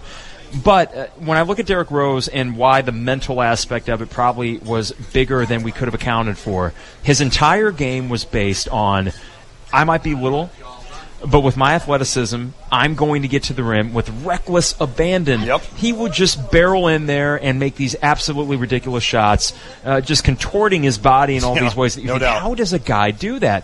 And then you have that ACL injury, and you come back and you're on the court for the first few times and thinking, okay, all those twists and turns that I used to make without even thinking about it, well, now you start thinking about it. Yep. And because you start thinking about it, not only does that change your game, but there's plenty of people, and I know the Mettler Center guys have said this as well, that actually makes you more ripe for injury. It does. When you're thinking about it and overcompensating for it. So it's just this mental hole that he dug himself into that he has not been able to get out of. But you know what? Maybe instead of having to barrel to the rim for 38 minutes a game, now he does it for 12. Yep. And that could be a role that maybe it works. Maybe. Good luck getting that kind of a Derrick Rose breakdown anywhere around the country. That's all I'm saying. Good luck with that. I'm impressed with our NBA acumen. That's ridiculous. It is ridiculous. All right, now, let's localize this. Not with Derrick Rose, but with basketball. LeBron Black is in the news today, Carp. Why is he in the news? Yeah, don't scare people. I'm not. I don't want to say that it's because of an injury or anything off the court incident, which we've been through with him. Not in the news so much as he was in an article. He was in an article. This was on Matt Norlander, and he's on CBSSports.com. And LeBron was on a list of 25 players of the most approved this season. Now, this is the direct quote from Matt Norlander's article. The most to prove. Yes, the most to prove. Okay. The quote from the article reads, Brad Underwood has a full-fledged rebuild on his hands in Champaign, so Black, the returning player with more minutes than anyone else in the roster, could potentially be a big numbers guy on a team that fights to reach the NIT. Ooh, ouch. We'll get to that last line in a bit. Okay. So, would we agree then that LeBron is the one with the most to prove? I think so. I think so, because you understand, you've seen him have some great moments, and you try to kind of place him in this Brad Underwood system, And I can't recall the kid's name from Oklahoma State that absolutely jumped from like 8 points a game up to 17. The Jeffrey Carroll. That's it. I'm not saying LeBron's going to jump to 17 points a game. Let's be honest. But I think he's the one guy, if you look, of the returners, there's not many back, to be honest with you. But he's the guy that you look at it and you think, all right, there's not a lot of help underneath. He's going to get tons of minutes. And if he can play his position well, there's plenty of rebounds to go around. There's plenty of good looks to go around. I don't mean shots. I mean good looks. And that's what I mean by that is you've got some point guards now, Mark Smith, who am I forgetting here? Trent Frazier, Tijon Lucas. I mean, Mark Allstor can create. Even Allstor. You've got guys now that can penetrate, can get kicks, and get LeBron Black some good looks. I think that's key. The three guys, and they're all returning guys that are going to benefit the most. And I don't want to say most approved for Michael Finke because I think that he was underutilized, or I should say not utilized correctly. Right. Now, LeBron Black, I would also say was not utilized correctly, not to the same degree as Finke. Kipper Nichols is another guy. Yeah. I think Kipper and LeBron are going to have similar jumps as far as production is concerned. Somewhat similar athletes, guys that I think are going to get a lot more garbage buckets. And there's nothing wrong with garbage buckets. Roger Powell was the king of garbage buckets. But you know what? He was also capable of hitting that jump shot. Yep. LeBron is that same thing. But at the same time, as good as that shot can occasionally be, let's scale it back. I like LeBron from 15. I like that elbow jumper. I'd like to see him closer in. Yes. And let's be honest, he's got the body here. He's got the fit to be able to do that. And now, let's don't forget how difficult it was to get shots in that offense the last few years. Now you've got guys on the perimeter, like an All-Stork that's going to force guys to defend you. You've got athleticism out there, and you've got guys that are capable of setting you up with a shot. I'm not sure Illinois had that the last 3 or 4 years, so it might look a lot easier anyway this year for a guy like LeBron just because of the people around him making it easier. Yeah, this is, like you guys have said, this is a very young team. The reason that he is the guy with the most to improve is because everyone else doesn't really have anything to prove yet because they're freshmen or because they're young guys or because you know what they are. We know what Michael Finke is. LeBron is he's the strongest, biggest guy on the team, and it's time that we got to start seeing him play like that. Yes. Well, and a guy like Michael Finke, I'm not worried about him, and it's not that he can't be the best player on this team. I'm not worried about him because I think I know what he is, and that's not a bad thing. No. I think that's a perfect thing for this offense with Brad Underwood. The pick and roll, not the pick and rolls, but the screens, the rolling, he's going to pop out for threes. I think Michael Finke's going to love, and I think he's already said he loves this system. But LeBron has always been the guy that's I'm wanting more out of. You watch him and you're always wanting more. And then you see all of a sudden a game where he gets you 9, 10 rebounds. And it's like, why can't you do that every game? Exactly. And he's the kind of guy, I mean, I almost, this is so unfair to him. But he's built and looks a little bit like a Draymond Green to me. And when I would watch Draymond in college, you know, he wasn't as good as he is now with the Golden State Warriors. But there were games where he would just kind of dominate quietly. Yeah. And there's times where I want LeBron to do that. Dominate quietly. And maybe this year, let's don't forget, this is a 4-star guy that came in here. Top 35 player. A top 35 player in the country. I think it's time now for him to start acting like it. And I'm gonna beat this drum until basketball starts. I think a guy like that is now going to be able to fully show what he's able to do because Underwood is going to put him in spots to do that, and not just Underwood, but also these guys around him with some skilled guards that'll put him in a position to do that. We'll ask Brad Sturdy the same question. We're going to talk to him after the break here, but the final thing, I'm line not here. talking to Brad Sturdy. Me and Harry he struck me out so many times that I've just made it official from now going forward. I'm done talking to Brad Sturdy. This final line in the LeBron Black segment of Matt Norlander's article. Yes. Says that he could potentially be a big numbers guy on a team that fights to reach the NIT. If it is a team that is fighting to reach the NIT, unproven commodities aside, younger team, all that, how disappointed would you be if this is a team fighting for the NIT? Carp, I'm going to be honest with you. That line to me is kind of like the Lance Lynn lines that we talked about coming out. That doesn't bother me. I think Illinois has a lot to prove. And it's no fault of Brad Underwood, and it's no fault of a lot of these kids. It's no fault of Mark Allstork. It's no fault of maybe it is a fault of LeBron Black. He was part of these teams. Maybe it is a fault of Michael Finke. I think some of these guys are coming in with the idea that, do we really know? I mean, who's going to rebound the ball that much? You're going to have depth issues underneath. Do we know if Mark Allstort's going to be that good in the Big Ten like he was in a different in the Horizon League? Do we know that a Mark Smith? Yes, we think he's unbelievable. We hear good things. Do we know a Trent Frazier right now as freshmen? I think those kids have wonderful futures. Do we think they're going to come in as freshmen and be that good? We think they can be, but I think there's a lot of question marks to this team going forward. You asked me would I be disappointed? Yes. Hell yes, I'd be disappointed. I want to finally make an NCAA tournament. But that line, Harry, does not bother me because I think this is a team that has a lot to prove. I think that line's a product of what the nation has seen over the last couple of years. Sure. What have we seen? We've seen a team from a school that has been a perennial contender for the most part for their entire history not make a tournament. That's unheard of for Illinois for 4 years. So, yeah, I think it's fair with even having a good recruiting class coming in and a good coach coming in, it's fair to say that. I don't know if I necessarily agree with it, but I wouldn't be surprised either. It is the Tay and J Show live at Bunny's Tavern. We have a parking lot party coming up here on Saturday with Reckless Whiskey. I just dropped my microphone. I apologize. A headset microphone? I had an itch in my eye, and I started scratching it, and you can hear it, right? So I'm like, this thing is bugging me. I got to take my mic off, and then Harry stopped talking, and I was like, uh-oh. That wasn't your fault, Harry. No. I was not being just blame the third guy. Yeah, welcome to that role. We're heavy for a break, so Lon, I'll let you apologize to Brad Sturdy. That's fine. When we come back. Absolutely. But after this break, we're going to do a quick update with Austin Berkland, who has been rolling with the punches back in the studio. Love we it. appreciate all his help today. Brad Sturdy after that. We'll ask him the same question. Okay.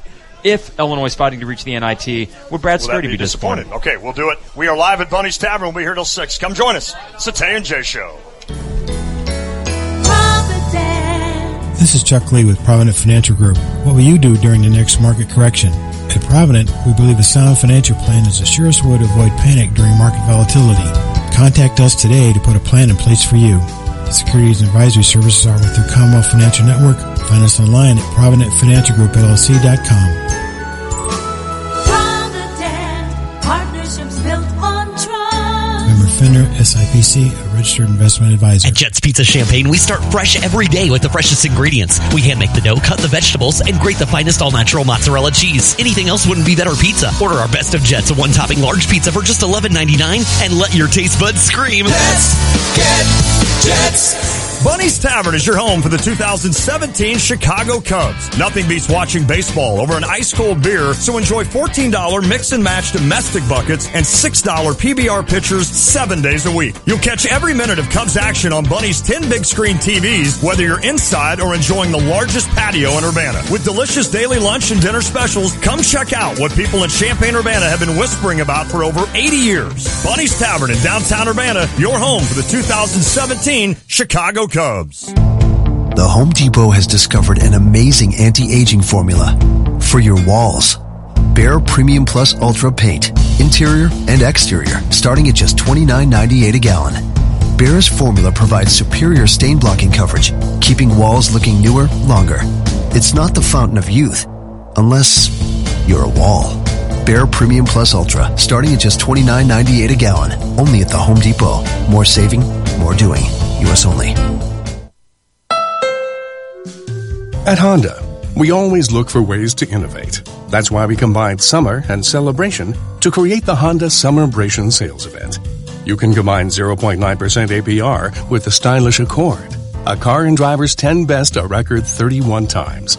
So hurry into your local Honda dealer for the Honda Summerbration sales event. It's amaze-tacular. Car and driver January 2017. APR financing offers available for well-qualified buyers. See dealer for financing details. Honda's introducing a new word, Summerbration. Use it as a noun, like, I picked up a 2017 Civic with 0.9% APR at the Honda Summerbration sales event. Or a verb, I'm Summerbrating with KBB.com's Best Buy overall winner. Start your Summerbration today at your Honda dealer. Visit your local Central Illinois Honda dealers today. For more information, visit KellyBluebooks.KBB.com. APR financing offers available for well-qualified buyers. Offer excludes all hatchback models and Civic SIC dealer for financing details. From buyers and sellers inspections before the sale, protect your future with AA Marshall Home Inspection Services. We also provide radon testing with results back in 48 hours. From Champaign to Savoy and Gifford to Gibson City, protect your future with AA Marshall Home Inspection Services. Get more details and schedule your inspection today at aamarshall.net. You've heard me doing my hobby. Roll 'em up! Warner Wrap, go! I also have a real job as co-owner of 2 insurance agencies with more than 50 years of service to Central Illinois. Hey, it's Lon Tay, and I'm excited to do business with you. For a free business, auto, home, or life insurance quote, call me at 832-2411. Partnering with Pekin Insurance, you're guaranteed to receive a competitive quote. Going beyond the expected with Pekin Insurance and the Hillard Agency. Call 832-2411. An ESPN Radio Mike and Mike Extra Point. The Dodgers have now won 11 straight and 31 of their last 35 games after beating the White Sox 9-1 on Wednesday. Incredible. They're the first team to go 31-4 or better over 35 decision span since the 1977 Royals, and the first national team to do it since 1916 in the New York Giants. The Dodgers have a plus 100 run differential over those last 35 games. The last time they had that or better run differential in that span was 1953. So, and I talked about the Giants doing it in 1916. The Giants missed the postseason that year, by the way. I don't think the Dodgers are going to miss the postseason. I think they're going to make it just fine. They look pretty good. Their 44th consecutive win? 44th consecutive win, the longest streak in Major League history, breaking the record of the 1906 Cubs. Hear more from Mike and Mike tomorrow morning on ESPN Radio.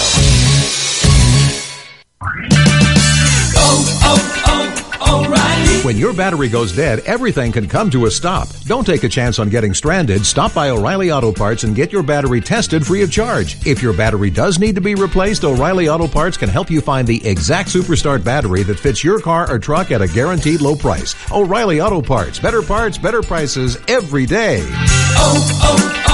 O'Reilly Auto Parts.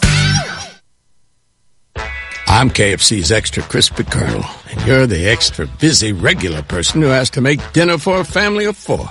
But you can shirk that responsibility because my Extra Crispy $20 fill-up from KFC contains 8 pieces of freshly double-breaded extra crispy chicken, 4 biscuits, 2 orders of mashed potatoes, and a side of coleslaw for just $20. That'll feed them.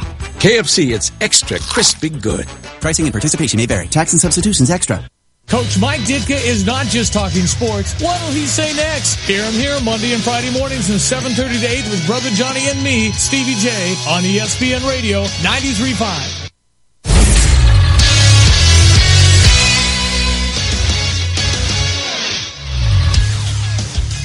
Hello, I'm Austin Birkin with the 430 Sports Center update presented by State Farm agent John Haywood. With the service you get from State Farm, you may think their car insurance costs more, but with discounts up to 40%, you may find it even costs less. Call State Farm agent John Haywood in Champaign, Illinois at 217-367-1105. The year is 2017, not 1994, so don't adjust your radio dial. But O.J. Simpson has been granted parole for the Las Vegas armed robbery and kidnapping. He will be released from Lovelock Prison in October after spending 9 years in the Slammer. Sources from John Rothstein, Illinois' mirror Big Ten opponents in 17-18 for basketball will be Indiana, Michigan State, Nebraska, Rutgers, and Wisconsin. Mirror scheduling means that they will play at home and away, both in the same year. The St. Louis Cardinals had a game this afternoon and fell to the Mets 3-2. The Cardinals and Mets were tied heading into the 9th inning, but in the bottom of the final frame, Jose Reyes hit a bullet to the first baseman, Matt Carpenter, but Rosenthal didn't cover the bag, and the Mets scored the winning run on that play. The next series for the Cardinals is a 3-gamer from Wrigley Field against the Cubs. The pitching matchup for Friday is Carlos Martinez versus Jake Arrieta. Saturday, it's John Lester versus Adam Wainwright. And Sunday, it's Michael Wacha versus new Cub Jose Quintana. In the NL Central update, the Milwaukee Brewers have been swept by the Pittsburgh Pirates. So the division looks like this now. The Brew Crew are in first place still. The Cubs are now just a game back. The Pirates are in third place and 3 games out. And the Cards are 4.5 out and sit in 4th place. Yohan Moncada Day was yesterday for White Sox Nation, but they fell to the Dodgers 9-1. And Derrick Rose is getting interest from the Lakers and the Cavs. That, my friends, is the Sports Center update.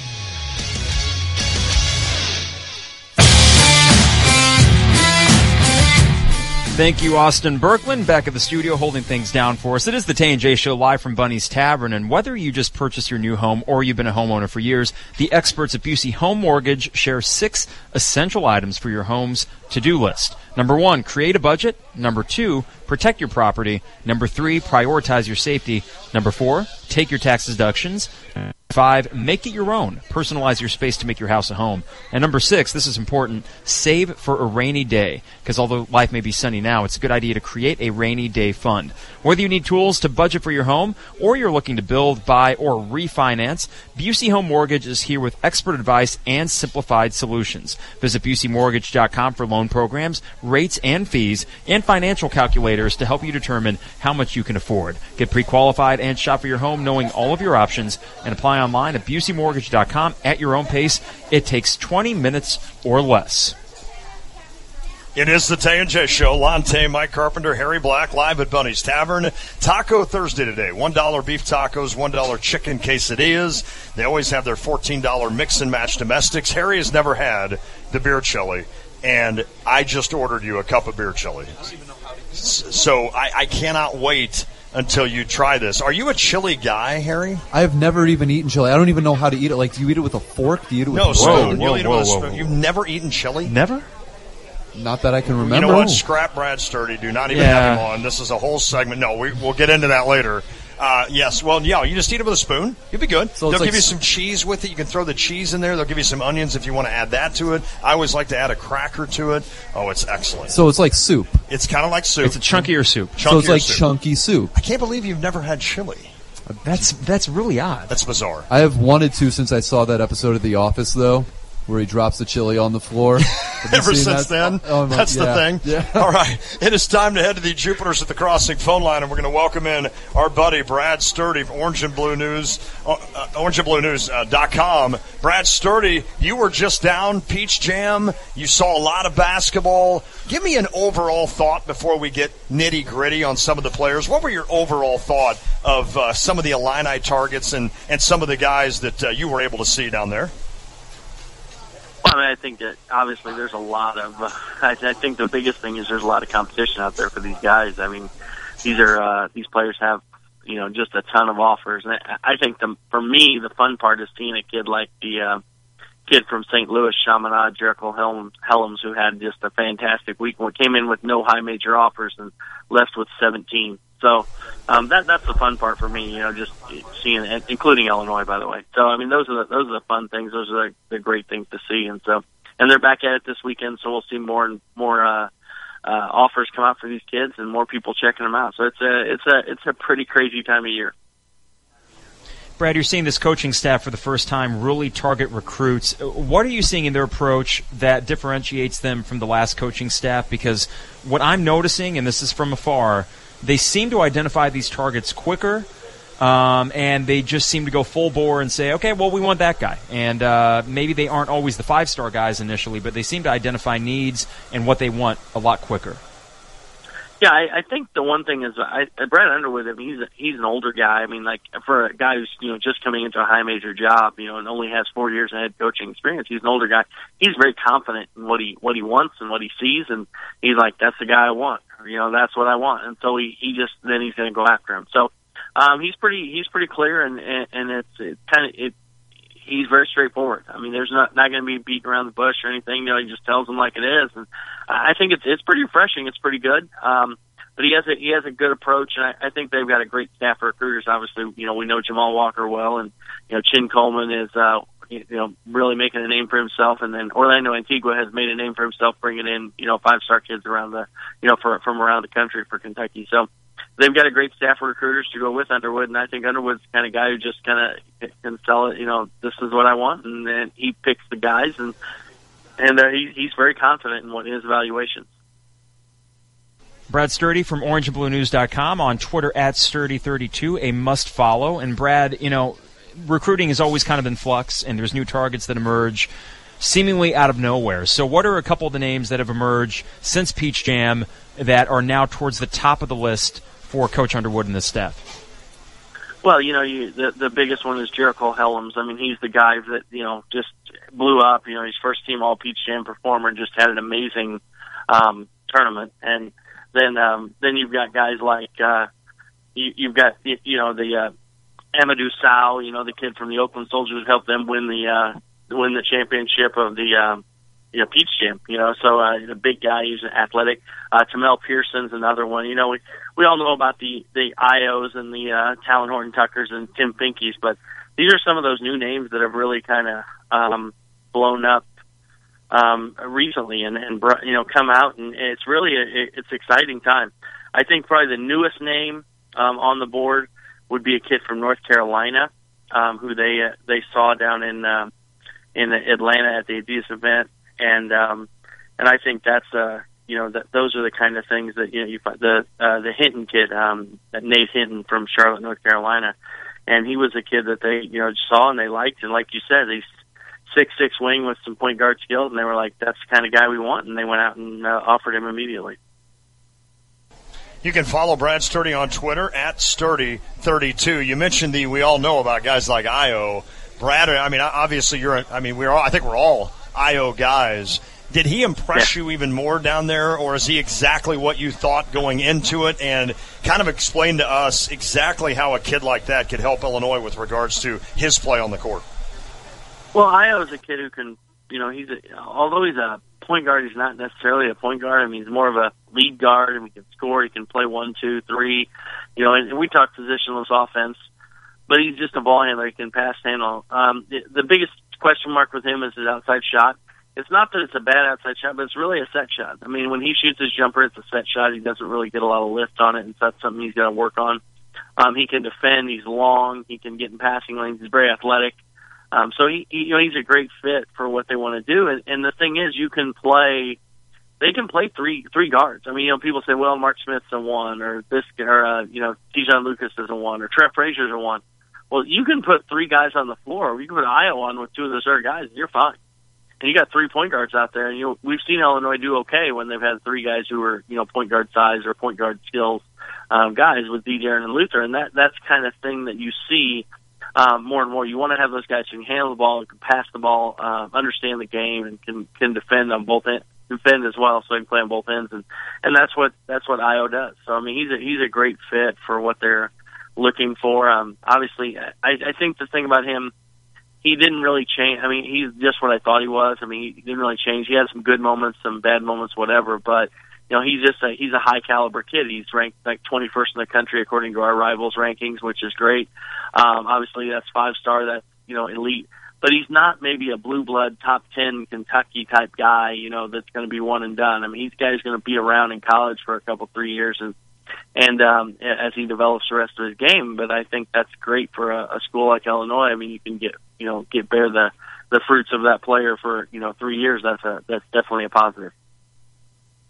Brad, there were some inconsistent performances by Tim Finke down at Peach Jam, and the summer hasn't been his best so far. Do these inconsistencies worry the staff, and do you think that they may have recalibrated how they want to approach that recruitment? Because when it comes down to Finke or a Taylor Horton Tucker or another wing, there's only so many wings they probably want to end up taking. Yeah, I think they want a skilled guy. Finke, I don't know if they can take Finke and Talon Horton Tucker because they're both more skilled guys. A guy like DJ Stewart's kind of a different guy. The guy from Mississippi, he's 6'7". He's more, he's more of an athlete, a high flyer type guy, and they can fit one of those guys in. But as far as skilled wings, I think they're probably only going to take one of those guys, and so that's where they're at. I think Finke, he didn't play his best. He had a little bit of he's a little dinged up with his back or neck, but he, so it wasn't 100%. But he didn't shoot the ball as well as he can. As we've seen him shoot in the past. He had a great spring, and then just in the open evaluation periods, and then didn't have a good weekend. So he's in Washington D.C. at the Oladipo camp. So hopefully he'll have a good performance out there and kind of get back on track before they start playing again.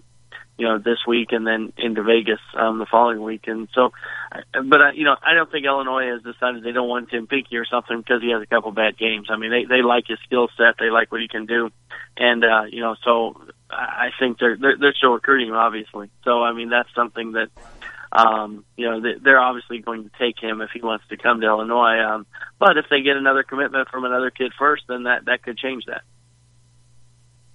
Brian, I'm glad you brought that up because I kind of said the same thing to Jeremy the other day. Is I don't think a couple of bad games, would, not that Jeremy was beating that path at all, but would change the mind of this coaching staff on a kid like Tim Finke. I mean, take us back to the confident thoughts on Tim Finke. I asked you that about Io, and you had a great breakdown on exactly what he can do. How would Tim fit with this team going forward? How does he fit in with this role? Because, we talk about guards, and I kind of perceive him as a guard, obviously, but how does he fit as you look at the construction of this roster now going forward? How would he be in that system?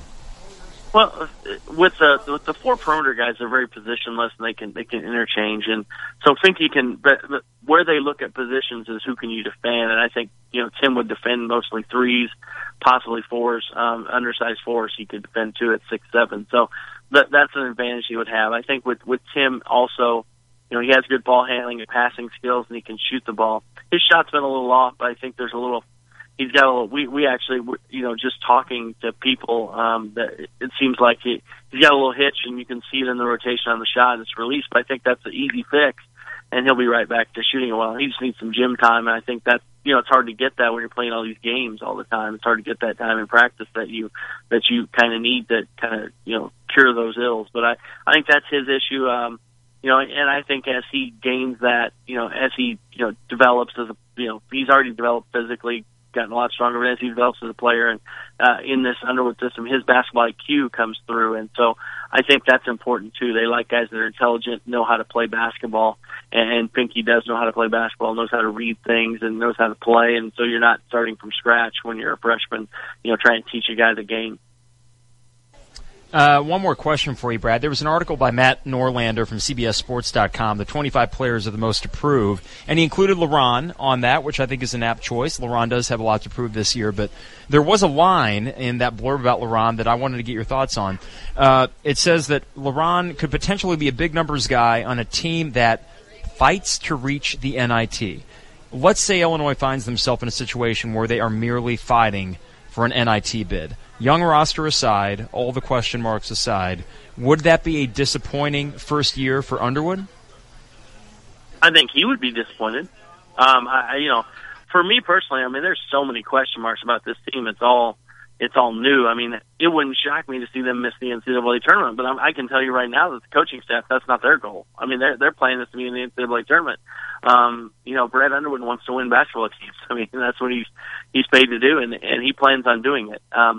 So I think this year the goal is to make the NCAA tournament and kind of build on that, because when you have they basically could return everyone the next year. And so if you have everyone back from an NCAA tournament team, you bring in a nice recruiting class, you're looking at an opportunity to maybe you're already back in the top 25 preseason probably, and you're on the radar. And then it helps you in 2019, and it helps you going forward. So I definitely think you can build from that, but I think he'd be disappointed if you're fighting to get an NIT bid, because I think he's a good enough coach that they have enough talent that they can go out and compete with teams and compete with the high level teams and finish in the middle of the pack of the Big Ten, which should get them in NCAA at least on the bubble. And I think that's what they expect at the least.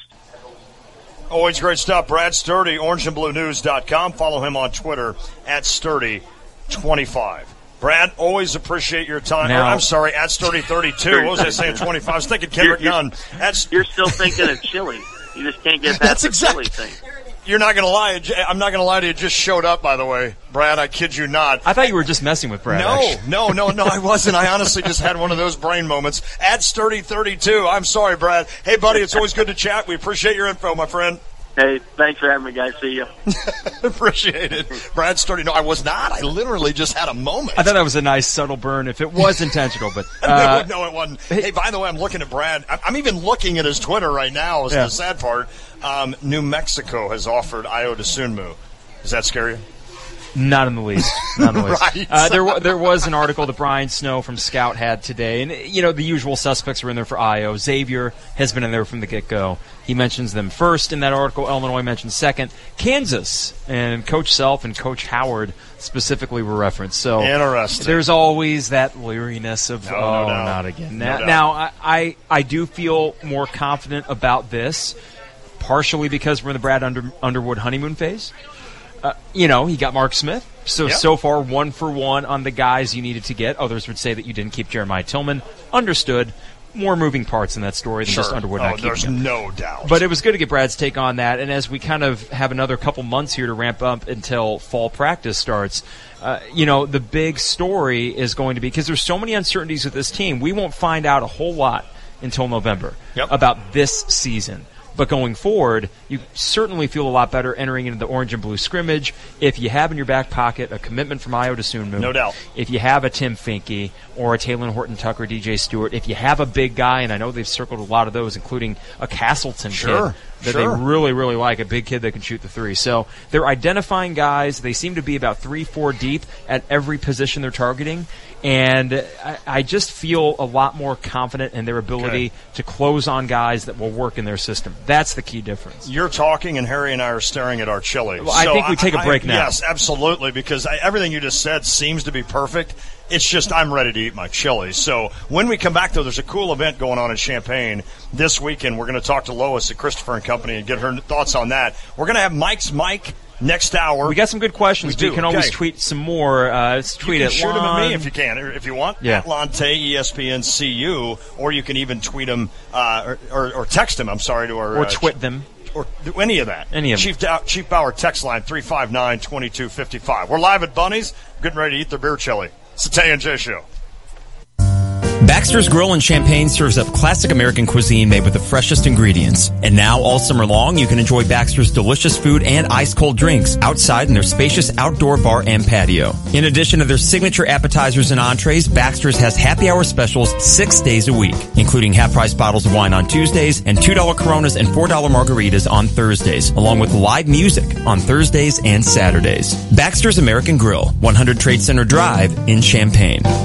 Are you looking for a new home or planning to refinance your existing home? Hi, this is Todd Duracon from First Federal Savings Bank of Champaign-Urbana, getting you and your home faster with loan closings in 30 days, mortgage loans and refinancing that's fast, friendly, and local. We invite you to visit our experienced team of mortgage experts to find out how First Federal Savings Bank can help you with your loan closing in 30 days. For more information, visit 356bank.com. First Federal Savings Bank of Champaign-Urbana. Get what you want out of life. Member FDIC, Equal Housing Lender. Racing action is back this Friday night at the Farmer City Raceway in Farmer City, Illinois. Friday night under the lights at the 7th Annual Junior Kimmler Memorial. $3,000 to win and $1,500 to win Midwest Modified Series. Plus pro lights and street stocks. Gates open at 4 p.m. General admission for adults just $15.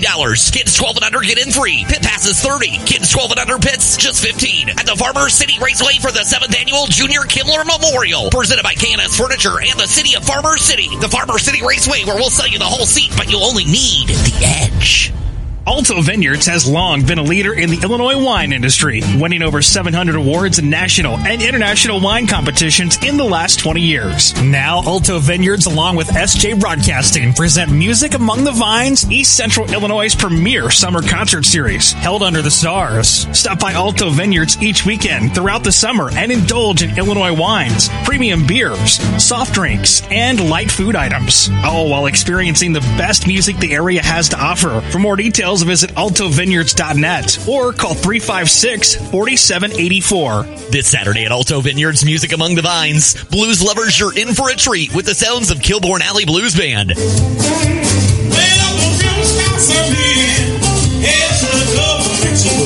Don't miss the Kilbourne Alley Blues Band this Saturday at Alto Vineyards Music Among the Vines. Then on Sunday, it's live music from 2 to 4 p.m. Rain or Shine from Barry Cloyd. Get more details at altovineyards.net.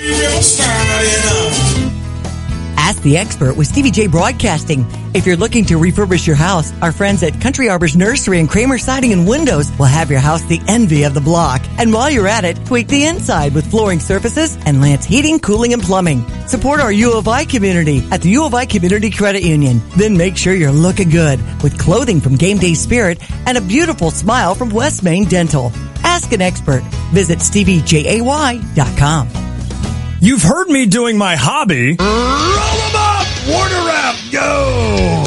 I I also have a real job as co-owner of 2 insurance agencies with more than 50 years of service to Central Illinois. Hey, it's Lon Tay, and I'm excited to do business with you. For a free business, auto, home, or life insurance quote, call me at 832-2411. Partnering with Pekin Insurance, you're guaranteed to receive a competitive quote. Going beyond the expected with Pekin Insurance and the Hillard Agency. Call 832-2411.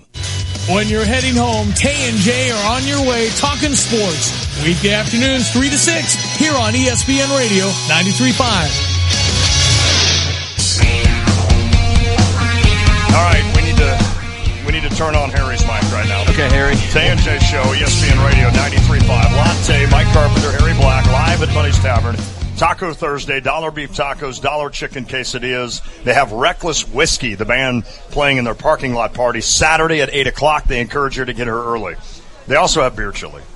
And every time I come to Bunny's, I eat the beer chili. Now, Harry, you blew my mind saying you've never had chili, so you don't have really anything any other chili, let's say, to compare this to. I've had chili all my life. This is my favorite chili I've ever eaten. What do you think of just the chili? Moment of truth. It's pretty good. It's awesome. It's really good. And I know you said you don't mix in the onions. I don't like onions. You know what? I'm going to grab you're going to grab my onions. That's a good idea. That's a good idea. Put in the I'm not an onion guy. Undercooked onions. It really gives it a crunch. Yeah, this is good. I'm telling you. It's not really like something I've ever tasted before because, like I said, I'm not a big chili person. Right. But, yeah, my mom had that one time, and Mom loves chili. And when we finished and paid our bills, before we paid the bill, she said, "Can I get some of that to go?"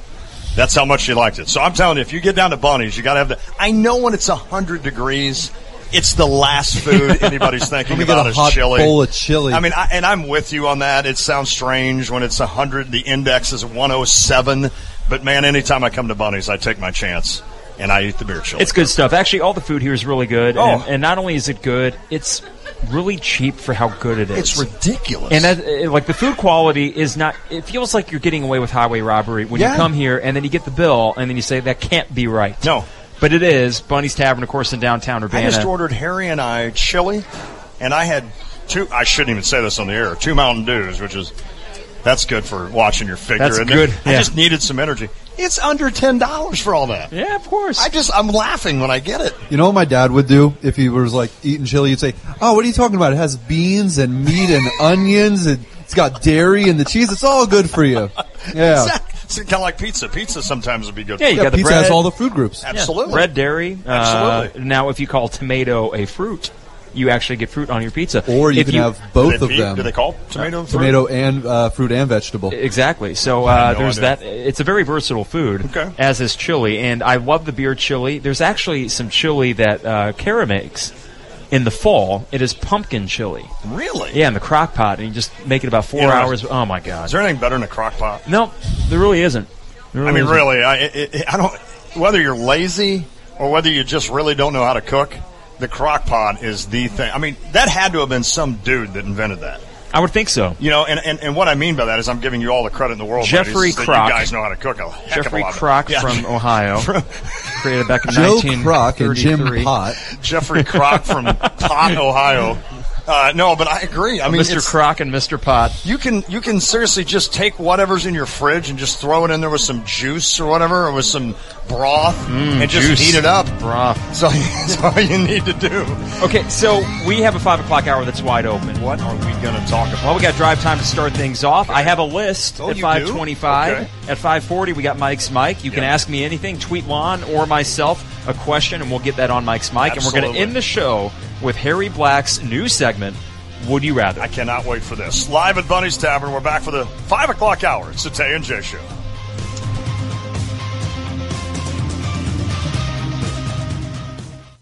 Check out the new BMW of Champaign. It's not like the old Twin City. They have new on-site local ownership since 2013, along with a new state-of-the-art facility. With a Customer First Service Award winner for 2015, BMW of Champaign does business your way. Yes, they have tons of cars. Yes, they'll get you what you want. Yes, they discount, deal, and even pick up and deliver. So stop in, ask for Ben, and give BMW of Champaign a look. BMW of Champaign at the corner of Neal and Burwash in Savoy. Life is full full of twists and turns. You can't see the unknown, but you can certainly prepare for it. Pekin Life Insurance Company offers a variety of term and whole life insurance policies that are designed to meet the needs of individuals and their families. Options include transitional life, universal life, preferred whole life, family term life, and many others. Visit PekinInsurance.com or ask your local Pekin Insurance agent about an affordable, beyond the expected life insurance policy that's right for you. Subscribe to the Virginia Theater's 2017-2018 Performing Arts season and strike a mother load of entertainment. This season is huge. See ZZ Top, Celtic Women, and Kansas. Laugh along with Lily Tomlin, Paula Poundstone, and the Second City, and enjoy great kids shows with Shopkins Live, Central High's Mary Poppins, and more. Just pick 4 qualifying shows, and you get perks like discounted tickets and first choice of seats. Become a Virginia Theater season subscriber today. More information at thevirginia.org or call 217-356-9063. Home is where the art is. It's where every day begins and ends. It's a place for big occasions and small. Home is where stories unfold and where they are told. We may leave, but we always come home again. First Financial Bank can help you achieve the home of your dreams. Talk with one of our friendly loan officers and we'll help you find the loan that's right for you. Consider it our way of saying welcome home. From First Financial Bank. Equal housing lender, member FDIC. Why drive to Key West when you can enjoy the new Tiki Bar and Patio at Daly's Sports Bar, 116 West Washington Street in Philo. With 9 flat-screen TVs and the MLB package, you can take in your favorite team's action live. Daily drink specials Wednesday through Friday evening from 5 to 9 p.m. Enjoy the Daly's Outback Food Wagon on the patio featuring special burgers, sandwiches, shrimp baskets, fried and grilled cod, nachos, tacos, and cheesy fries. Now through August 25th, enter to win a trip to Las Vegas with $100 cash drawings every Friday. There's no purchase necessary to enter and win. Co-sponsored by XL Entertainment, Illinois' most chosen terminal operator. Play slots and win some cash at Daly's, featuring the latest and hottest slots. Come in and play slots, have a blast, some great food and drinks, and hit the jackpot. Be sure and enter for your chance to go to Vegas now through August 25th with $100 cash drawings every Friday at Daily Sports Bar, 116 West Washington in the heart of Philo. Must be 21 or older to play slots. Gambling problem? Call 1-800-GAMBLER. Hi, it's Stevie J. Start your day with me along with Diane Ducey, weekday mornings 7 to 9 here on ESPN Radio 93.5. Jack Callahan, Fox News. O.J. Simpson will be a free man possibly in a matter of weeks. A Nevada parole board voting to release him from prison, where he's been locked up for nearly 9 years for armed robbery in Las Vegas. It's now up to officials in Florida to okay O.J. Simpson's plan to head there after he gets out of prison. Supervision and his family support system will be crucial. Some of his children live in Florida. During the hearing, Simpson was asked what he would do upon release. Right now, I'm at a point in my life where all I want to do is spend time with as much time as I can with my children and my friends, and I'm not looking to be involved with the media. The earliest day he could get out is October 1st. Fox's Jessica Rosenthal. The new Fox News poll finds most Americans believe military action will be needed to put the brakes on North Korea's nuclear ambition. Fox's Gernal Scott live with details. Jack, 55% of voters tell Fox News it will take military force to end North Korea's nuclear weapons program. And no matter which demographic you look at, men, women, Democrats, Republicans, voters young and old, at least 6 in 10 say war with the North Koreans is a legitimate concern. With that looming, more voters say they disapprove of the handling of North Korea by the Trump administration, 45 to 41%. Still, healthcare, the economy, and concerns about America's future far outweigh North Korea here at home. Jack. Thanks, Gernal. The White House says President Trump has telephoned Senator John McCain with get well wishes. McCain, diagnosed with a malignant brain tumor, tweeting today that unfortunately for his congressional sparring partners, he'll be back in Washington soon. Wall Street, a big day for Sears. Its shares up more than 10%. On news that it will sell its Kenmore appliances on Amazon and link its smart appliances with the Alexa digital assistant. Fox News, fair and balanced.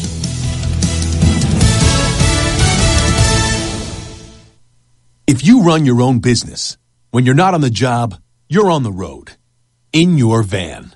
Signs that say detour and do not enter are just plain bad for business. Well, here's a sign that's great for business. It says 0% financing and up to 2 years complimentary scheduled maintenance on Mercedes-Benz Sprinter or Metris vans. Powerful, capable, and affordable. That's Mercedes-Benz Van Power.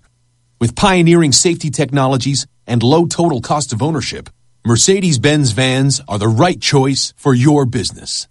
Check out the full lineup of Mercedes-Benz vans starting at just $25,995. 0% financing and up to 2 years complimentary scheduled maintenance. That's van power for all. Mercedes-Benz. Vans. Born to run. Starting at price refers to base model Metris worker cargo van. Excludes all options, taxes, title registration, transportation charge, and dealer prep fee. Please see your dealer or go to mvvans.com for further details and exclusions. The White House insisting that President Trump still has confidence in his Attorney General Jeff Sessions, even though the president ignored reporters' questions about that today.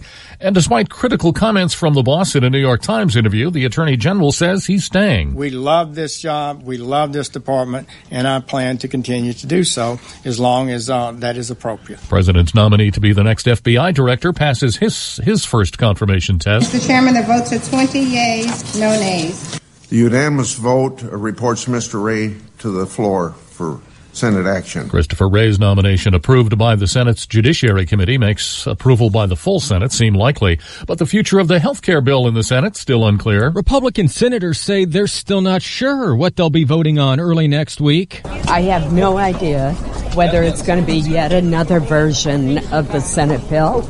Or, Maine Republican Susan Collins says, a measure that would repeal the Affordable Care Act without a replacement.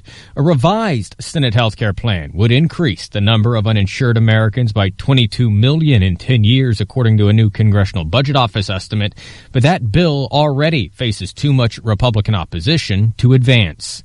On Capitol Hill, Jared Halpern, Fox News. Another rock musician has apparently taken his own life. I tried so hard and got so far.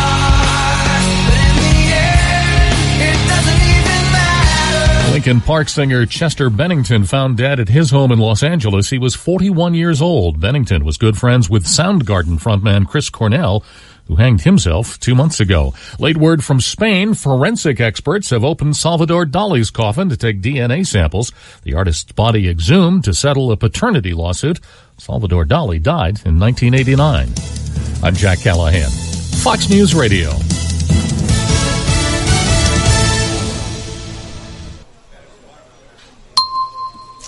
Jack Callahan. Jack Callahan. The Bill Brasky of Fox News. Yeah. Jack Callahan basically came off the bench years ago for the Padres. Good right-handed hitter, hit for power, hit opposite field. Okay. Now he's doing the Fox News. Good for him. Yeah. Good to see him transition from Callahan. ball player into journalist. Absolutely. Cheap Hour weather forecast. For all your heating and air conditioning needs, give Cheap Hour service experts a call at 866-EXPERTS or visit online at cheaphour.com. 74 the low tonight, 40% chance of an overnight thunderstorm. Tomorrow, 40% chance of a passing thunderstorm in the afternoon. High of 96, low of 76. 94 the high Saturday with a low of 73. And a 30% chance of a passing thunderstorm Saturday afternoon. Right now it is 96, and Lon, what does it feel like? 104. 116. Wow, so we're getting up. There may be a typo, but it says Okay. 116 Okay. here. It is 5 o'clock. It 116. is. Yes, it is 96. Hopefully you have a pool. It is Bunny's Tavern, Tay and J Show.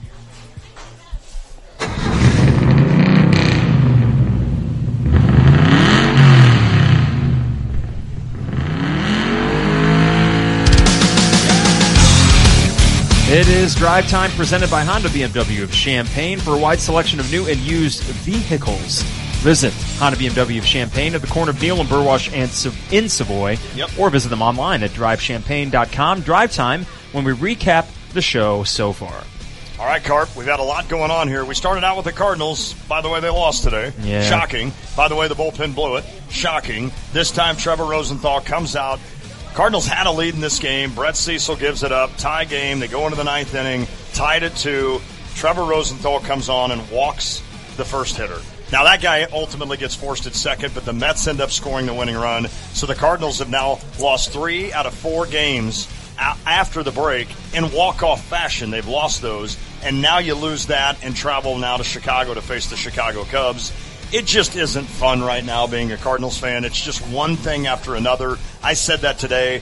The way they lost today is the guy hit a ball down the right field or the first base line. Matt Carpenter makes a great play, and Trevor Rosenthal doesn't cover first. Trevor Rosenthal has covered first 100 1,000 times in his life. Today, he was just a split second late. He had kind of a brain freeze like I did with Brad Sturdy's Twitter handle, and basically the Cardinals lose on that. Yeah. Carp, literally every day is just something different from someone different, and it's becoming annoying. I'm sure all the listeners want to hear a Cardinals and Yankee fan together embrace each other in this sort of solemn, our teams are finding ways to lose. Our what a sad existence. 40-plus World Series It's just titles. it's rough to be a Yankees or a Cardinals fan. It just really is. But you know what? I mean, it really has been Murphy's Law for both of these teams. It The Yankees has been. more in the last month and a half. Yeah. Cardinals the entire year has just never quite gotten off on the right foot. So Lance Lynn did say some interesting things. he did. Basically was referring to the 3-hole. They don't have a 3-hitter, which I know we've talked about on the show before, and that they don't really have the pieces to move to get that third hitter. And that, to me, it just seemed like his comments were basically saying we're stagnant. Yeah. And we don't really have a path forward to not be stagnant. And I would kind of agree with that. They're in a would really too. weird spot. I would too. And of course, Lance Lynn wants to make money. He's going to make money. Is he going to make money in St. Louis? And the Cardinals have not re-signed him. He's a free agent at the end of the year. And they asked him questions about this. And he basically had some quotes like this. Hey, the more I pitch, the more money it costs. So I don't know why they would wait. And he said that smiling, by the way. So I know a lot of people probably read that and say, you're cocky or arrogant, get out of here. I love it. He's being honest. Guess what? His performance today just increased what you're going to have to pay Lance Lynn. I'll take Lance Lynn. Lance Lynn is pitching well, and a lot of teams would love him.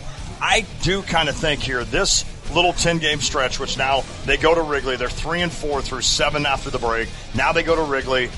Listen, this may just absolutely convince John Mozeliak that, all right, we are indeed a selling team. Now, you don't think they're going to do anything. I think they'll do something, but you've got some pieces on this team, especially a Lance Lynn, who could really help out a team, Carp, down the stretch here, and could help a team, A, get into the playoffs or solidify a playoff spot. And I think if I'm the Cardinals, if you don't plan on it, and by that meaning if you plan on going and spending a lot of money on a big bat in the middle of that order, I'm not sure you're going to be able to afford a Lance Lynn. Maybe you can. I'm sure they can. They might not want to. So I think it might be a situation where John Mozeliak might know, Carp, by the end of this weekend what he's going to be doing, whether it's selling or buying. Yeah, and you know what? If he does not feel as if he wants to put that kind of money into Lance Lynn, you should trade him. Sure, I agree. This Cardinals team isn't winning World Series. No. And with that in mind, you could say, well, you're still in the playoff race. Sure. Yankees still in the playoff race. The Yankees are not winning the World Series this year. The Cardinals are not winning the World Series. So I still feel as if, and I'm still happy with the Yankees' move, but if the flip side, if they actually had a starter that somebody wanted, they don't really, then then make the move. Because you know what? This is more about the long-term play. Absolutely. The Cardinals, though, unlike the Yankees, as one example, don't have that young core that's already up at the major league level that you feel like, you know what, in 2-3 years, this is when that Cardinals team is really going to be strong. So they're going to have to build in a variety of different ways, and I don't know who those guys are. Maybe it will come down to spending money, but that kind of changes the whole paradigm of how they've operated. Your Diaz, your Wongs, your Piscottis, your Grichuk, they're not kind of getting it done like you hoped. Yeah. And so that's kind of that core. And then, of course, you've got Carlos on the hill. You got Michael Walker, who's pitching well of late. You got, of course, Reyes, who's hurt now. Of course, the pitcher. But you got some kids down underneath with Flaherty, with Weaver, and some of these other pitchers that they have faith in, and I think Lance Lynn alluded to that. All right, Austin Berkland, can you pop me up for 1 second? Transition. That was well done, Austin. All right, we also talked about Derrick Rose. Yeah. Derrick Rose may be signing with the Cleveland Cavaliers, a 1-year, $2 million deal. I told you how the mighty have fallen. But it's interesting, and we kind of broke it down, Carp. Do you think maybe he can fit a role on that Cleveland Cavalier team? He might. I mean, it could fail miserably as well, but I think that a 12-minute a game, maybe 15-minute a game Derrick Rose is much better than a 38-minute or whatever he was getting with the Knicks last year. And that was so transparent. When the Knicks traded for him, you know, that was the right thing for the Bulls to do. There was that initial excitement in New York. Oh, man, we got Derrick Rose, Joakim Noah. Yeah, right. You know, with he has zero knees. Mm-hmm. And that they actually thought for a brief second that would actually result in a winning team. With the Cavs, though, this is a role that he could fill off the bench when Kyrie Irving isn't out there, when you need a point guard that can score. And Derrick Rose can still do that. Not as efficiently as he did in the past. He was never that efficient to begin with. Sure. But he can be a spark plug. A bit of a microwave. You mentioned Vinnie Johnson back in the day for the Celtics, right? Yep. So I could see it working. No, Pistons. I'm sorry, Pistons. Or Pistons, that's right. I could see it working, Harry. I know that if you look at Derrick Rose in this more limited role, And like you alluded to, it's not all that long ago that he was still an effective basketball player. And it's even last year with the Knicks, the only reason that we didn't really talk about him is because he was with the Knicks. But yeah, with a limited role in Cleveland, where he would be coming off the bench, where he wouldn't be depended upon like he has been on his other teams, the question really is, can he deal with that? Can he deal with being not the guy? Can he deal with being not the guy? And I think if he can get over that mental hump, I think he's going to be a great role player for that team. And I think, Harry, you said it well earlier in the fact that when LeBron or Kyrie come off the court, you could get a guy like Derrick Rose, who I still think has some left in the tank, and you're not all of a sudden just out there with 5 guys that can't even think about scoring. I mean, at least D-Rose could do that. Austin Berkland, cue me. All right, we also talked about LeRon Black. He was in the news today in an article. Matt Norlander from CBS wrote an article that Brad Underwood has a full-fledged rebuild on his hand in Champaign. So LeRon Black, the returning player with more minutes than anyone else on the roster, could potentially be a big numbers guy. I think that's true, Carp. And I think LeRon Black, I think Michael Finke's really going to fit this role of this offense. But I think LeRon Black is a guy that can get some minutes. And not only minutes, but can get some boards, can get some points. And I think now with this system, not only the system, but the guards, I think he can be put in a position, Carp, more importantly, to where he can get some points. I'm looking for a big year out of LeRon Black. And if you don't see that big year this year, you start to wonder if you're ever going to see that big year. And That's there's true. only That's 2 fair. more chances. Fair. He is a redshirt junior, so this is his 4th year at the university.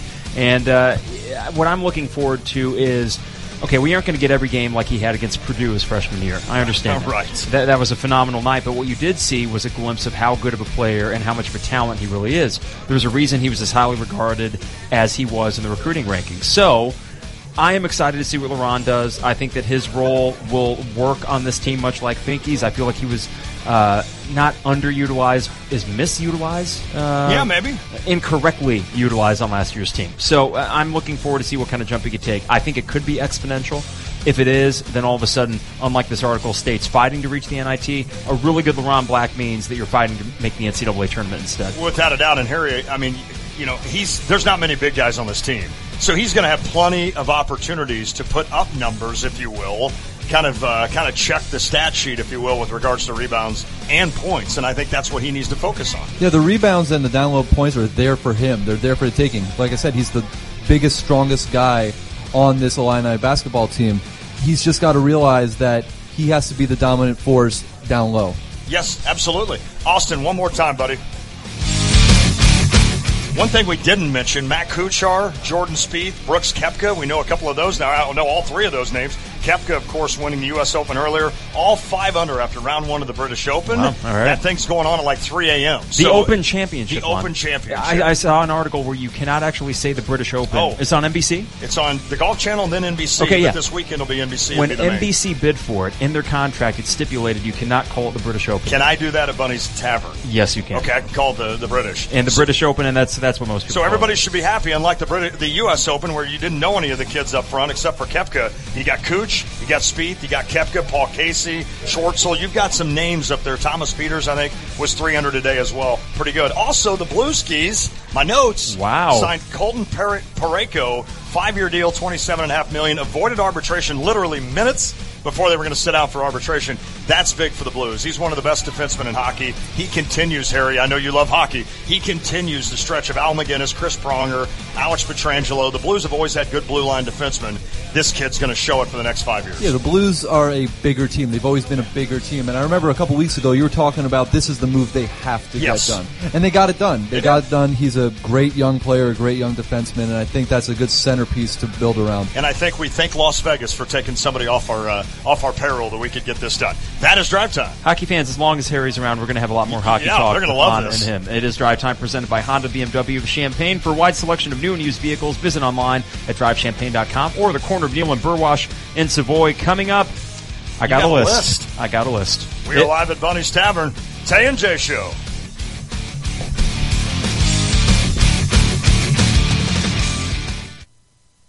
Oh, hey, hi, hello there. It's me, your air conditioner. You can call me AC if you want, but Mr. Conditioner is my dad's name. Okay, listen, you may have noticed that I'm using a lot of energy right now, and that's why you need to call an expert. Yep, the experts can give me a precision tune-up, so you'll save up to 30% on energy bills, and I won't have to work so hard, which is great because I'm about to pass out. At Chief Bauer Service Experts, save $41 off an AC Precision tune-up. Call 866-EXPERTS or visit chiefbauer.com. For expert service guaranteed. Call 866-EXPERTS.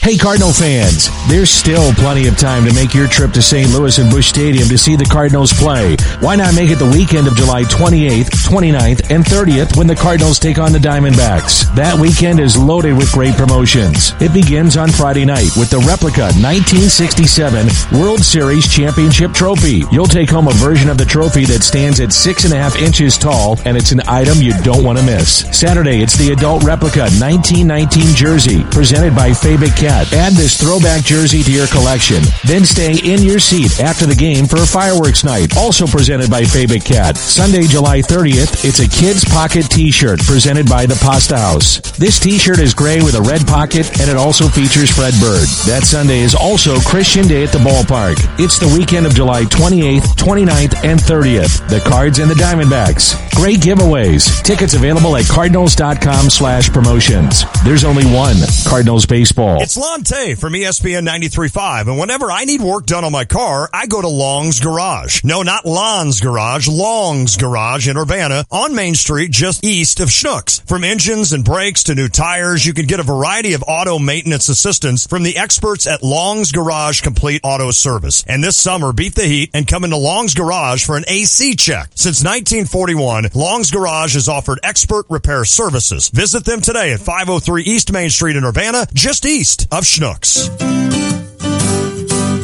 It's a familiar place you know. It's a relationship to hold on to. It's a place for families, a part of growing up, and a key to staying healthy. There are warm, friendly faces, people you trust because you know you're in good hands, because you know there's complete passion, professionalism, and heart. If it's your first time or another visit, you get the care you deserve at Illini Smiles Dental Care. Dr. Shu, Dr. Fott, and Dr. Lou and their team are ready to see you now. Illini Smiles Dental Care, 303 West Springfield Avenue in Champaign. Book your visit online today at IlliniSmilesDentalCare.com. That's IlliniSmilesDentalCare.com. Illini Smiles Dental Care. We love to see you smile.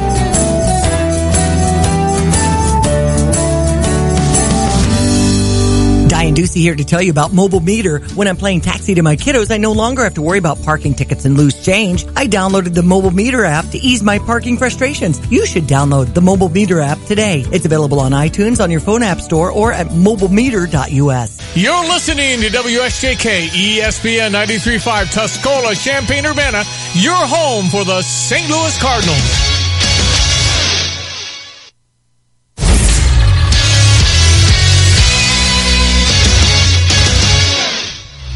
Hello, I'm Austin Berkman with the 5:30 Sports Center update presented by State Farm agent John Kaywood.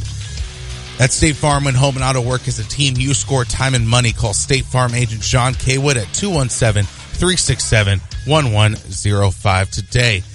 This year is 2017, not 1994, so don't adjust your radio dial. But O.J. Simpson has been granted parole for the Las Vegas armed robbery and kidnapping in 2008. He will be released from Lovelock Prison in October after 9 years in prison. To Illini news, the Illini mirror Big Ten opponents. Those are opponents played at home and away, have been released according to John Rothstein. It will be Indiana, Michigan State, Nebraska, Rutgers, and Wisconsin playing the Illini at both arenas. The St. Louis Cardinals had a game this afternoon and fell to the Mets 3-2. The Cardinals and Mets were tied heading into the ninth inning, but in the bottom of the final frame, Jose Reyes hit a bullet to the first baseman Matt Carpenter, but Rosenthal didn't cover the bag, and the Mets scored the winning run on that play. The next series for the Cardinals is a 3-gamer from Wrigley against the Cubs. The pitching matchup for Friday is Carlos Martinez versus Jake Arrieta. Saturday, it's John Lester versus Adam Wainwright. And Sunday, it's Michael Wacha versus new Cub Jose Quintana. That game would be broadcast in prime time on ESPN. In an NL Central update, the Milwaukee Brewers have been swept by the Pittsburgh Pirates, so the division looks like this now. The Brew Crew are in first place still. The Cubs are now just a game back. The Pirates are in third place and 3 games out, and the Cards are 4.5 out and sit in fourth place. Yoan Moncada Day was yesterday for White Sox Nation, but they fell to the Dodgers 9-1, and Derrick Rose former point guard of the Bulls, is getting interest from the Lakers and the Cleveland Cavaliers. And that, my friends, is the Sports Center update.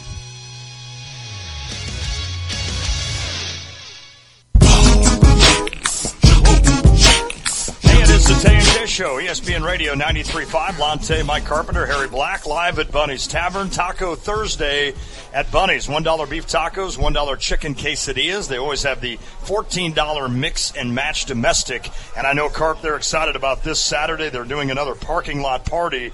And it's Reckless Whiskey. It's a country band, and you said that kind of a new up-and-coming band in the That's area. right, yes. So they'll be here on Saturday night. It will be a warm evening, but hopefully a rain-free evening. The forecast looks good right now for that. So that's 8 o'clock till midnight. Get here early, though. If it's warm, you just drink more beer. Exactly. So, I mean, there are worse things to do than drink beer at an outdoor show Absolutely. in the summer. Now, Jeremy Warner's not here. He's gone because... Yeah, his brother, Brad, is getting married. Mm-hmm. So congratulations to Brad. It's wonderful. Congratulations to the entire Werner family. I saw on Facebook today, Mama Werner's happy.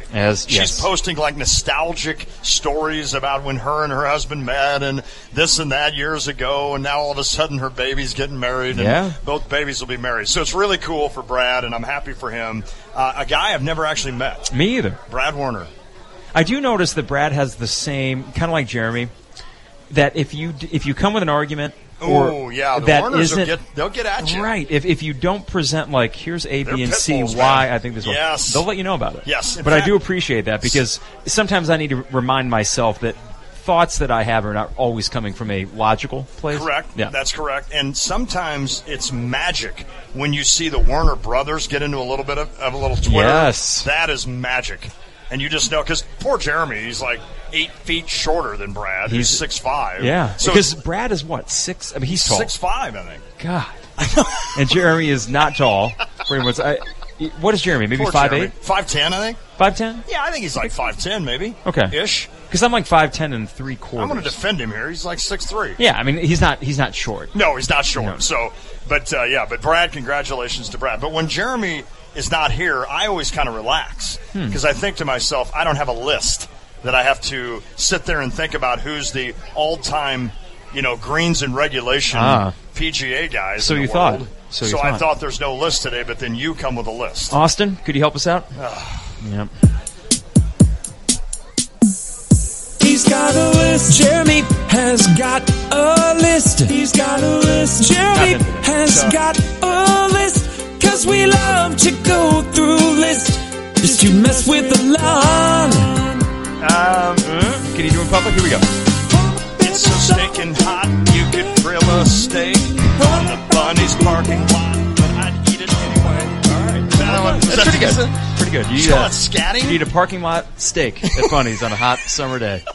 I'd prefer it from their grill, but you know what? I'd eat off the ground. Saturday, people are out here without grills. They're just grilling out on the parking lot. Harry, if you could participate in this too. So Please. this is not a scientific list. I will say that. It's not based on stats or numbers, anything You're like just that. making this up? Pretty much. Okay. At least someone else did, and I'm going to steal it from them. This is from Chris Chase, FoxSports.com. Now, this was published last year. He had an article, The 10 Greatest Sports Documentaries of All Time. So this is subjective, but I thought this would get us into a good conversation about sports documentaries, which there are many good ones. Now, there are probably a couple obvious ones you can get off the bat on this top 10 list. Maybe not. I'm drawing a blank. You want to take a gander? Muhammad Ali. Yeah, well, okay. And do you remember a particular documentary about him and which fight it highlighted? Was it the Frazier? Or was it the... No. No, it was the Manila, or the... Thrill in Manila? Yeah, Thrill in Manila. Who was the other guy? Oh, it was... Not Frazier. Wait. The Thrill in Manila was Frazier. It was the Rumble in the Jungle. There you go. Okay, you got it. Was, good call. Tall guy. George Foreman. There you go. All right, so that's number one. And I had a George Foreman grill in college. Number one? Number one, When We Were Kings from 1996. Okay. It won an Academy Award for Best Documentary, and it is a really fantastic movie. I've never seen it. Would encourage people to see it. I've never seen it. I really wish when you see something like this that boxing were still cool. It's just not. No, I agree with you, It's Gart. just not. I was in television doing sports and TV when boxing became not cool. And you know why they did this? because all of a sudden they became too big for their pants, and they decided, I don't know if that's the phrase I'm wanting to use there. Britches. Britches. I think not you mean pants. britches, yes. And basically, instead of like sending local sports guys or sports people around the world highlights of a Mike Tyson bout, They would sent show still images. Yes. And I find, little Lon, Tay at WAND, said, I'm done. I'm done showing boxing. If you want to see it, watch somewhere else, because I was mad at boxing. So theoretically, I changed the perception of boxing in general. I single-handedly damaged boxing. I'm impressed. And then MMA came around, and I didn't have anything to do with that. Okay, so that's one. Any other guests as a possible top 10? I think I can get two that are on here. Really, for me, I just really like 30 for 30s, and I don't know how many are on there. A couple.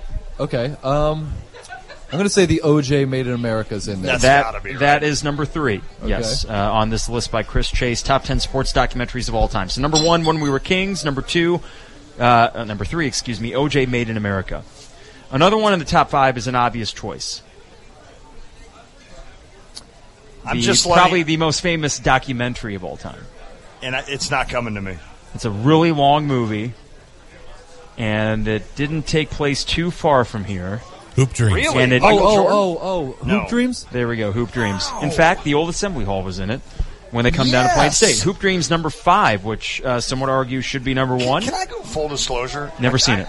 No, I've seen it, and I kinda wasn't boring? that excited in it. I get it. I think I watched it after, years later. Maybe that did it. But I was like, this doesn't do much for me. I went to go see it at the Art Theater. Oh, yeah, that'd be cool. My dad took my sister and I, and we knew that Kawan Garris was going to have a cameo in it because they played Westinghouse. Yes. So it's a 2.5-hour plus movie. Okay. And I was bored out of my mind. Right. Rewatched it when I was older. Appreciated it a lot. Maybe I more. should watch it again. It's really good. Maybe I should watch it. And it is on Netflix if you want to check that How out. about an Arnold Palmer? How about a Dale Earnhardt? No racing. Well, there is a racing one on here, but it's not NASCAR. It's not NASCAR. And I'll give you number 2 because I don't think you guys will get this. It's a movie called Senna about Anton Senna, who was a Formula One race driver. Yeah. Yeah. Unbelievable documentary. Okay. It was on Netflix when I first saw it. I don't know if it still is or not. And I had no expectations going in. Not a racing guy. Open wheel guy. Formula One or yeah, Indy 5. Yeah. So. It was unbelievable. That's number 2. Number 4... Steven Spielberg ended up making not a fictionalized, but more of a biopic based on this event, an Olympic event. Was it Jesse Owens? No. Was it the hostage situation? Yes. Number 4 is call. based on the You're Munich Olympics, One Day in September. That came out in 1999. Good call. So there's your top 5 right so there. So it wasn't Zola Budd or Nancy Kerrigan or No. Tanya Harding getting... Why? It wasn't that. Okay. She gets hit with a bat on her leg. Why me? It's a pipe. And she still won the silver, right? Yeah. Yeah, I think so, she came back. Tanya Harding. Nancy Kerrigan. Now, whatever happened Hot to her? or not? She was pretty hot. I thought so. She was pretty hot. Tanya Harding. No. I was hoping Top 5, you'd here we say go. When We Were Kings, number 1. Senna, number 2. OJ Made in America, number 3. Number 4, One Day in September, about the Munich Olympics. Got it. And number 5, Hoop Dreams. That was powerful. The Munich. I need to see that movie. I have it on DVR. I don't know if this is a sport, but I did watch this back in high school for one of my Offensive physical... line? No, it was for PE. It was The for documentary. Offensive Line, the movie, narrated by Harry Black. Hey, that would... no one... I'd get no one to watch that. Yeah, probably not. I mean, it's kind of... It'd be kind of boring. The hardships of a walk-on. That would be Dude, that'd interesting. be great. I could go even deeper. Hardships of a Jewish walk-on. Ooh. Wow. I think we have something We here. now need to find somebody to direct. You know what's great is that Trevor actually is really into video production, so maybe he can just kind of make a really gritty documentary of Harry Black's I think life. this would be Okay. shot in really old school film. Just we're the moving camera that makes it very cinema verite. I like it. You go black and white, and then have that old timey Italian music, just with me talking about my hardships. And we'll show the video when you got pancaked in your freshman year. Stop. Okay. I showed you that, didn't I? Yeah, that was brutal. That was fantastic. Number 6 through 10, we don't need to spend too much time on this. 1 is an Arnold Schwarzenegger movie. That's the one I was going to say. Is it Pumping Iron? Pumping Iron, number 9. Interesting. Very interesting film to watch now, especially. That guy knew how to party back in the day. Oh, Arnold yeah. did? There's some really funny moments in that. I say funny. I mean, Has Marina Shriver, do you think she's watched this? Or would she avoid that movie? I think if she would have watched it, she would have had a better idea that Arnold and the housekeeper we're whispering sweet nothings to each other. Got it. This one is a very, very, very long documentary, and kind of the first sports documentary. It was a PBS. Dancing with Wolves. No. Okay. That is very long, though. I thought that was. And this does not star Kevin Costner, even though it is about baseball. It's just called Baseball. Ken Burns documentary. Oh, yes. Yeah. Okay. Number 8. I eight. know the PBS here. WILL showed that. Number 7 is a 30 for 30, Harry. Okay. Any guesses on a couple of them? Lance Armstrong. Well, I'm just going to say my favorite ones. Is it June 17th, 1994? That is referenced here as an honorable mention, but that is not the one he picked. Okay. Is it the day the series stopped? That is not. The 2 Escobars? Okay. That is not it either, Austin, but that he has that as a honorable mention as well. Who spoke there? The voice of God. I'd say, out of nowhere. I'm But trying no. to think of a 30-30. I mean, I've liked all of them. Is this one... Bo knows? No, it's not that. This one is about 2 NBA basketball players that were linked and yet separated by a Is it the civil Croatia, war. Yes. Croatia, Serbia. Who am I thinking of? Vlade Divac yes. and Drazen Petrovic. Is Once that brothers. Drazen. Once brothers. Thank you, Austin. That's from Drazen 2010, a 30 for 30. That's number 7. I've never seen that one. Number 6 here, and then I'm going to end on number 10, which is a great movie that I saw. Number 6. I loved how you said that, like you're breaking ground by ending on 10. You've got agree. 1 through 10. Guys, I'm actually going to end a on 10. curveball here. Everyone's waiting for We're counting up. I thought you were going to say you're going to end like on 7. See, people got used with Casey Kasem that you counted down. We're counting up. Okay, 7. First, 6, actually. Or 6. This one's called 9 Innings from Ground Zero. It was an HBO sports documentary. Liev Schreiber, who's so good at all those HBO documentaries, voiced it. And it is about baseball post 9/11. And Yeah, how which it was kind of cool. That's when President Bush came out through Yes. the strike. Yeah, good stuff. Number 10, Austin, I want to see if you can't guess what this is. This is not a sport in many's minds, but it is about, it has a villain who's a very charismatic guy who's a very skilled player at a game that... Chess. No, not chess. It's not chess. I like chess. Do you? Oh, I love chess. I'm not smart enough to play. He was playing chess during breaks on his computer. That's my mental little helper. Yeah, I've never learned how to play chess. Mine is Sudoku. I play that. It's too. actually not. I hate Sudoku, but you get me out there to say, "Oh yeah, I love Sudoku." Do you like Sudoku? Yeah. Is it Sudoku or Sudoku? I have no Is idea. that like you write down stuff? It's numbers. You have. I know what you're talking about. Scrabble is actually a new thing we do. Jean showed me. Scrabble? She showed me that one time on a flight somewhere, and I looked at it for about 5 seconds, and I'm like, yeah, no. Yeah. Give me the Sports Illustrated. Okay, so Austin, I'm going to see if you can get this here. The villain is an expert video game player. The movie is about old arcade games and the race to get the highest score. At Frogger. Not Frogger. At Galaga. But they do have Frogger Pac-Man. records. At Pac-Man. The movie is called, Austin, I'm just going to throw that out here. It's The King of Kong. I've watched that. Yeah, I can't believe I didn't remember it. It's so good. Phenomenal. Billy Mitchell. Yeah, Billy Mitchell is the heel in this movie. He's this very charismatic guy. He's got this long mullet. He wears ridiculous clothes, but he's the bad guy in the video gaming world. The best video gamer to ever play. So he's like a stud at Donkey Kong. Yes, and then there's this very sympathetic protagonist, Steve Wiebe, who is just a teacher That who sounds challenges. like a little nerd, doesn't it? Yeah, and he Steve Wiebe. kind of is, and he challenges Mitchell's mark for the best score in Donkey Kong history. And this movie, Don't tell me how it ends. I won't. It's actually phenomenal. Is it really? If you can find The King of Kong, it is a That's what great it's called. documentary. I'm writing this down. The King of Kong, of Kong. and it might be. I don't know if it's on Netflix or not, but it should be pretty easy to find. Okay, that's cool. Yeah, so that's your list. Again, not scientific. Obviously, Very a lot cool. of 30 for 30s that aren't on there. Very, very cool. I know you like the 4 days in October, don't you? Oh, no, wait. That's No, when the Red Sox I've never lead. seen it. You haven't seen it? No, I that have it one recorded is. right now. It's if you wanna really see it. good. That's like saying my favorite Jimmy Fallon movie is Fever Pitch. Though the correct answer would be I don't have a favorite Jimmy Fallon Listen, movie. I was there for Game 4, Cardinals-Red Sox at Busch Stadium when they shot the final scene with Drew Barrymore. Oh, they were there for that. That's They were right. there. They That's ran right. out onto the field when the Red Sox won the Isn't World it just Series. salt in the wound? Yes. Jimmy Fallon. Did I ever tell you celebrating. the story about this? As I'm walking out, so I'm at Busch for Game 4. Red Sox win the first World Series in 86 years. Yeah. Mm-hmm. So there was an older gentleman walking down because Busch Stadium, the old Busch, had just ramps you'd go down. Yep. Go down, you turn, go down another ramp, etc. until you got to the bottom. So it's packed. And we're walking down. It's Gene and I, my dad, and my brother. And I see this gentleman, and he's an older gentleman with the Red Sox hat on, and I just kind of put my hand on his shoulder, and I'm like, congratulations, sir.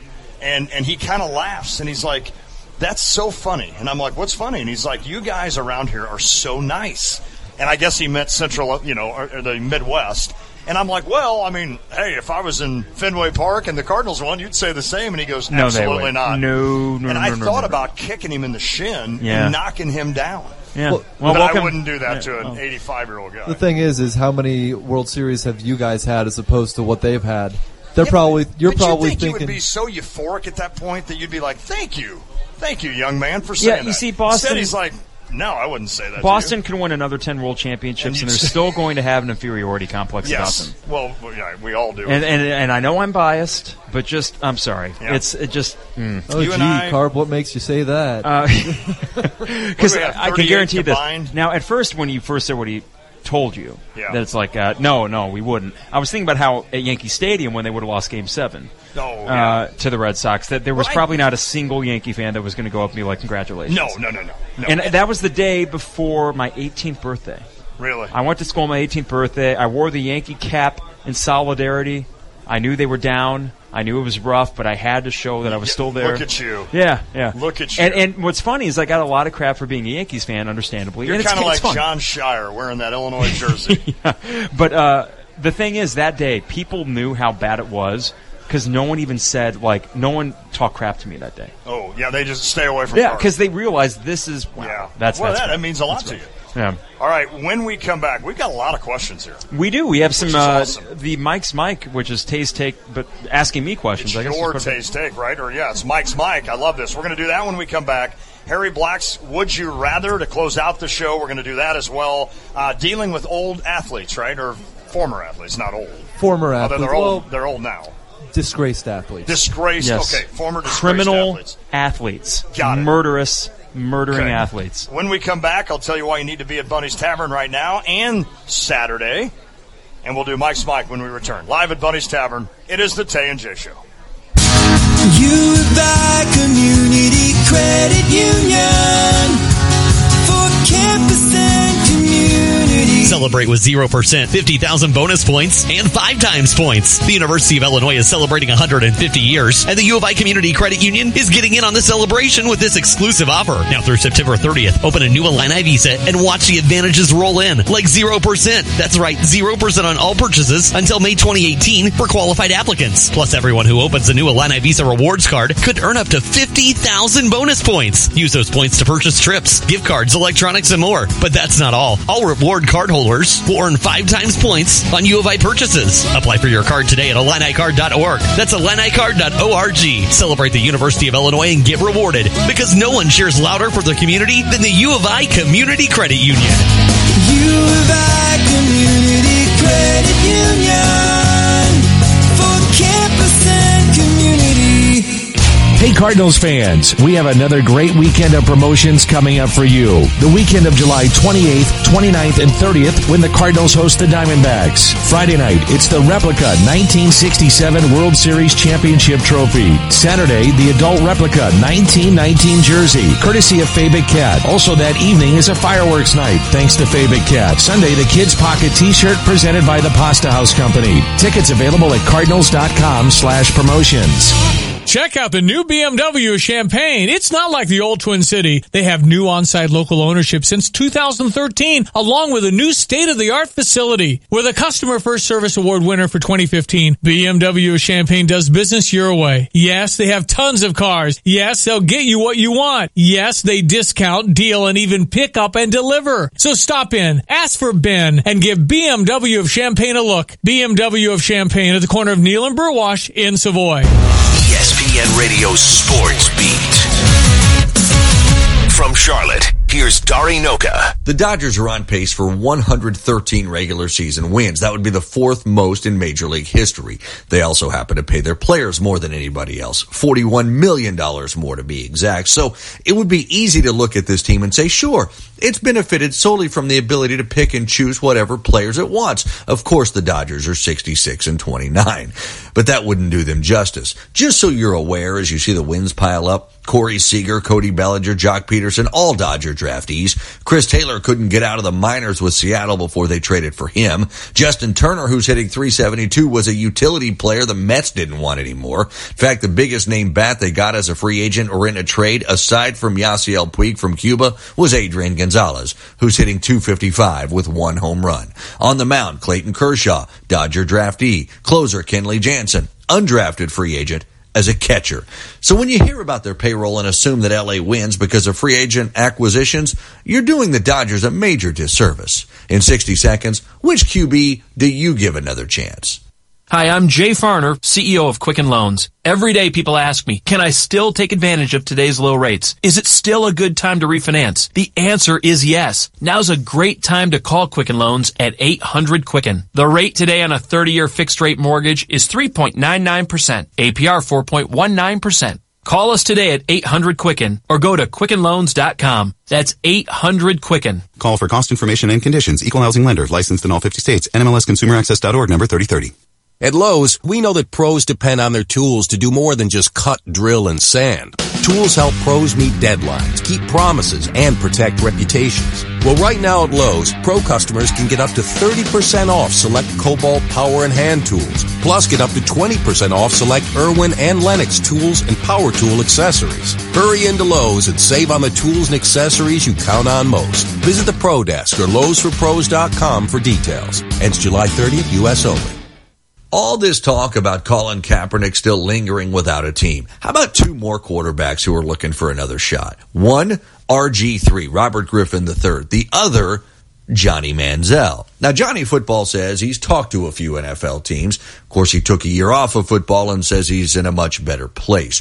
Griffin, all right, since that rookie season, he's a 6-19 quarterback with 22 touchdown passes and 21 picks. I think we know who he is, but who is Johnny when his priorities are aligned? A dynamic playmaker who, at least I, would like to see get one more shot. Wouldn't cost a team that much. Hashtag bring Johnny back. And if he lets us all down again, then I was wrong, he's done, and we all lose very little. With the ESPN Radio Sports Beat, I'm Dari Noka. Coach Mike Ditka is not just talking sports. What'll he say next? Hear him here Monday and Friday mornings from 7:30 to 8 with Brother Johnny and me, Stevie J, on ESPN Radio 93.5.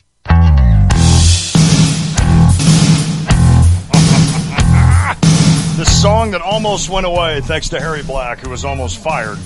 But you can't fire an intern at the time, so I kept him around, and he put Mr. Bone back on. And I don't know of anyone that's ever been fired for replacing Great White with Rob Thomas and Santana. Right. So. But if you knew the power of this song and what it meant to all my 5-at-5 victories, I think you would understand. Jeremy circled or squared 3 songs. And I heard you can get rid of those these three. You can save it over these 3. What he said apparently was any one of the other ones except these 3. Do not touch these 3. So, and did I hear Tainted Love earlier this show? You did. You added Soft Cell to it. Okay. And Jay Giles Band you have on. Yeah. Well, which one? Centerfold? Yeah, what other Jay Giles? It should be band Whammer song? Jammer, man. Have you ever heard Whammer Jammer? I have not. It's like a 2.5-minute song where they just go on this extended harmonica solo. Whammer Jammer? Whammer Jammer. I've never heard of that. By Jay Giles Band. But, you know, we actually, and I'm thinking about some new bed music as well. Okay. It won't be quite as diverse, though, as I like Harry's diversity. Okay. Maybe we should let you pick just some 80s jams. I'm the music guy, okay? I put on the most obscure beginnings of songs that just make you think, oh God, why did he make this song come on? Right. No, but that's fine. We need that in our life. We need a little suspense in our life, and we'll wait for that. All right. We don't really we have a Taste Take song. We don't have a Mike's Mike thing. No, we don't. We can just launch into it. So the idea is just you can ask me anything. Anything. So we'll start with Dan. He says if you're driving I like this. Okay. All right, a little game. I like it. Mm-hmm. If you are driving an Uber and O.J. Simpson gets into your car, what would you ask him?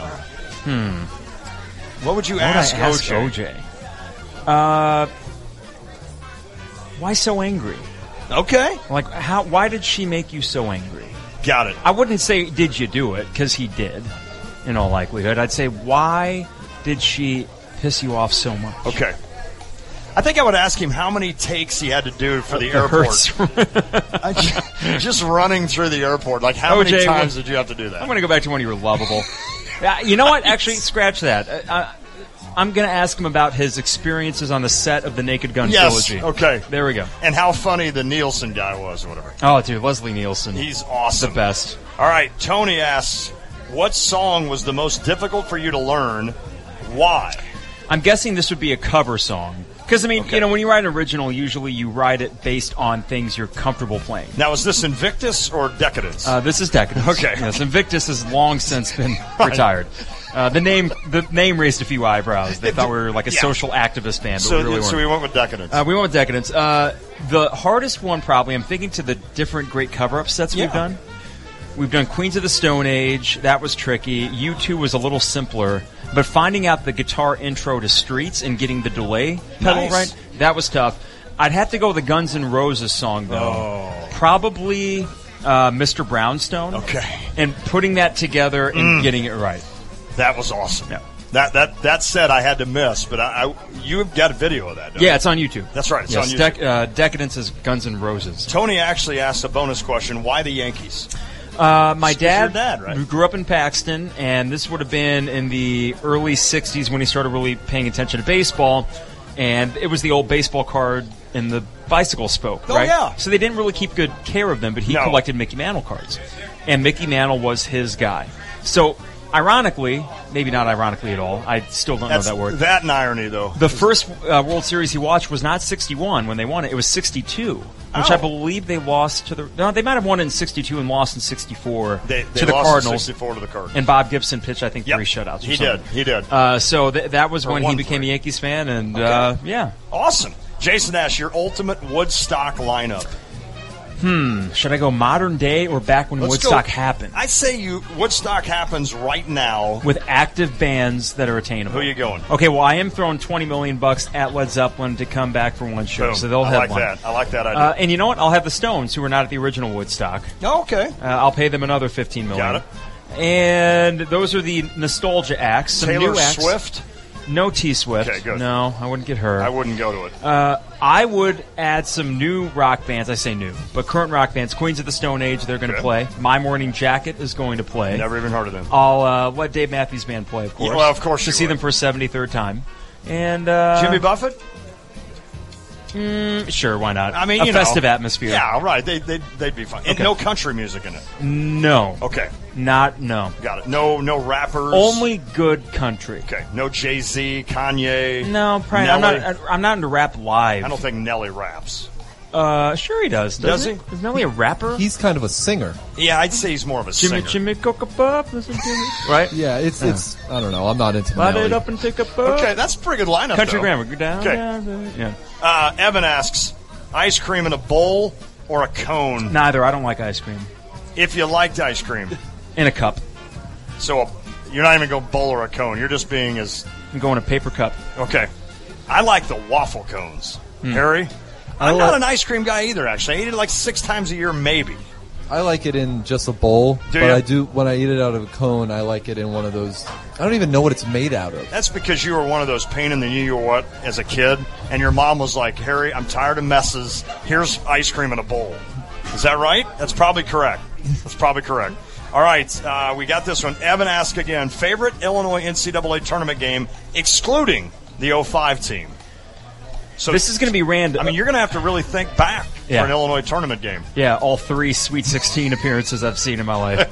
I would go with Frank and those guys smoking Kansas in the Sweet 16 back in 01, and I thought, holy crap, they're going to do it. That's perfect. They're going to do it. That's perfect. And I can tell you my least favorite outside of that. I know that the national championship game is tough, but for some reason, I was more angry watching the Illinois-Arizona game in the Elite Eight. When 18 people fouled out? Yes. Okay. That one was tougher to watch in some weird way. I've never watched that again, and I've never watched either of the Final Four 89 or the championship. Yeah, I wouldn't go back and watch them. You couldn't, I wouldn't either. Not even YouTube highlight videos. Nope. Not worth it. KFB asks, top 5 American rock bands of all time. Bands not solo acts.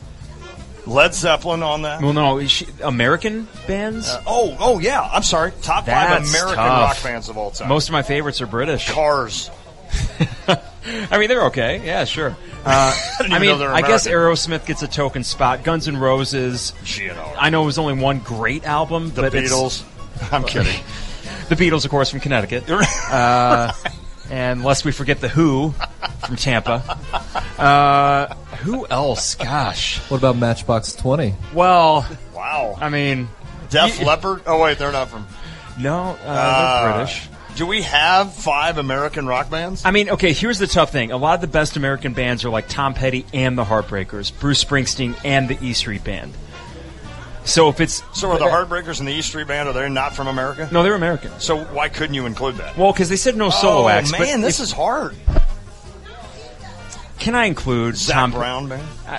No, he's not a rock. They're a fun band. Okay, I was kidding. Okay, what the hell? I'll put Dave Matthews Band on Yeah. that. I'll stand by. Yeah, it's sure, not just Mike's Mike. not just a guilty pleasure. Okay. It's a really good band.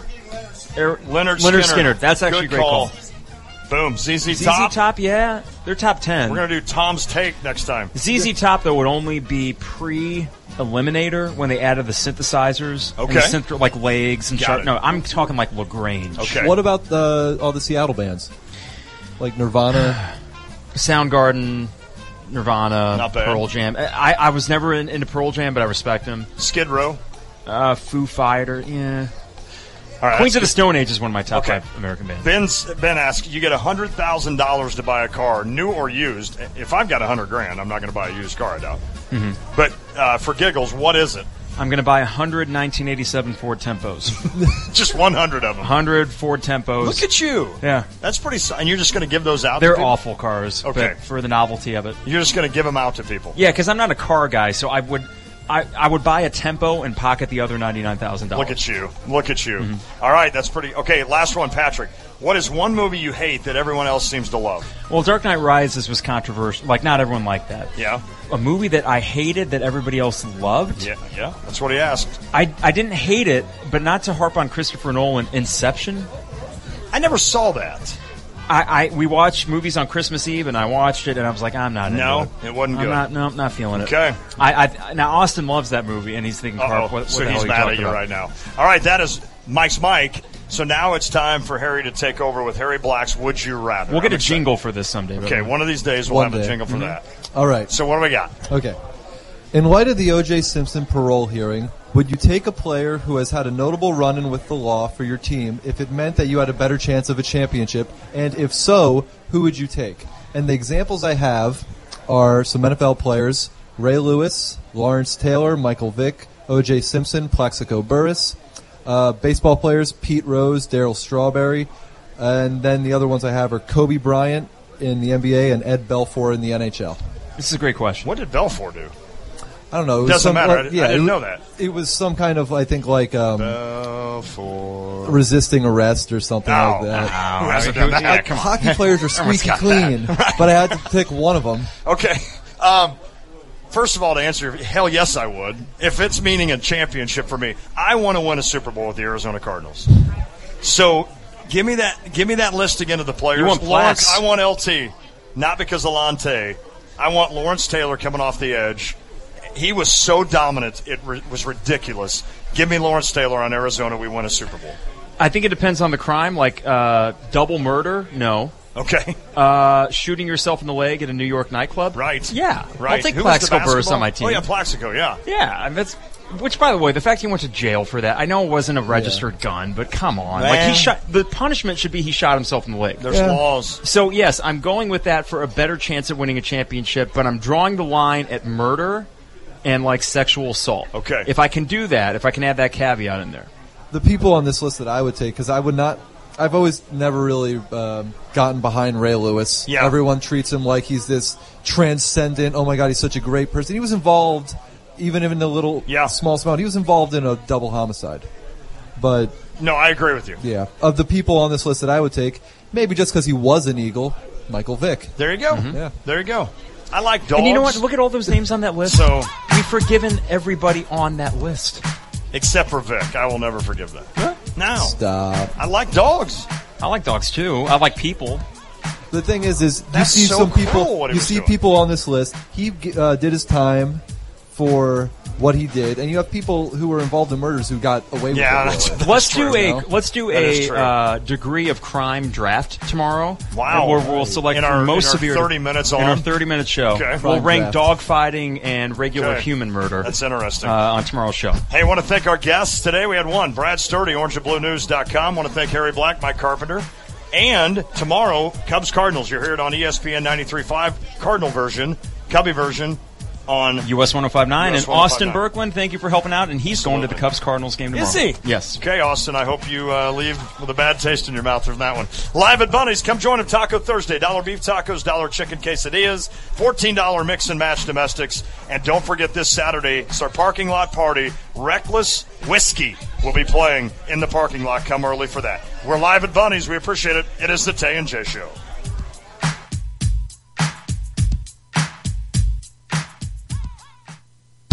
Going on 5 years, Rock's Place in St. Joseph has become the neighborhood sports bar and grill for a lot of folks in the area. Rock's Place is known for their delicious burgers, and they also have great daily food and drink specials. Plus, Rock's has plenty of TVs, so you can keep tabs on the Cubs and Cardinals all summer long. And while you're there, press your luck on one of Melody Music's video gaming machines. For delicious food, cold drinks, and good company, make it Rock's Place, 101 North Main Street in St. Joseph. Find them on Facebook, ROCHS in St. Joseph. The Home Depot has discovered an amazing anti-aging formula for your walls.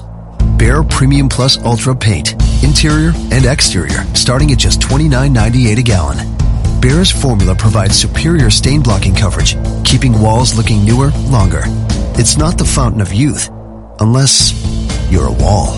Behr Premium Plus Ultra, starting at just $29.98 a gallon, only at the Home Depot. More saving, more doing. U.S. only. Racing action is back this Friday night at the Farmer City Raceway in Farmer City, Illinois. Friday night under the lights at the 7th Annual Junior Kimmler Memorial. $3,000 to win and $1,500 to win Midwest Modified Series. Plus pro lates and street stocks. Gates open at 4 p.m. General admission for adults just $15.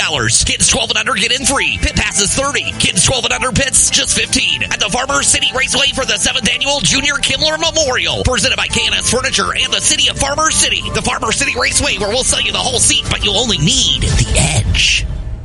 It was big, huger than huge. Big would be an understatement. Wow, this is giant. It's Rosati's Pizza's Big Deal Beginning of the Week sale. This Monday and Tuesday, the big, huge deal is coming your way. Score a 14-inch, 2-topping thin crust pizza with a 2-liter for $17.10. Rosati's continues to celebrate their 10th anniversary with really large, big deals. A 14-inch, 2-topping thin crust pizza with a 2-liter for only $17.10 at Rosati's Pizza. 701 South Gregory and online at myrosatis.com. Check out the new BMW of Champaign. It's not like the old Twin City. They have new on-site local ownership since 2013, along with a new state-of-the-art facility. With a Customer First Service Award winner for 2015, BMW of Champaign does business your way. Yes, they have tons of cars. Yes, they'll get you what you want. Yes, they discount, deal, and even pick up and deliver. So stop in, ask for Ben, and give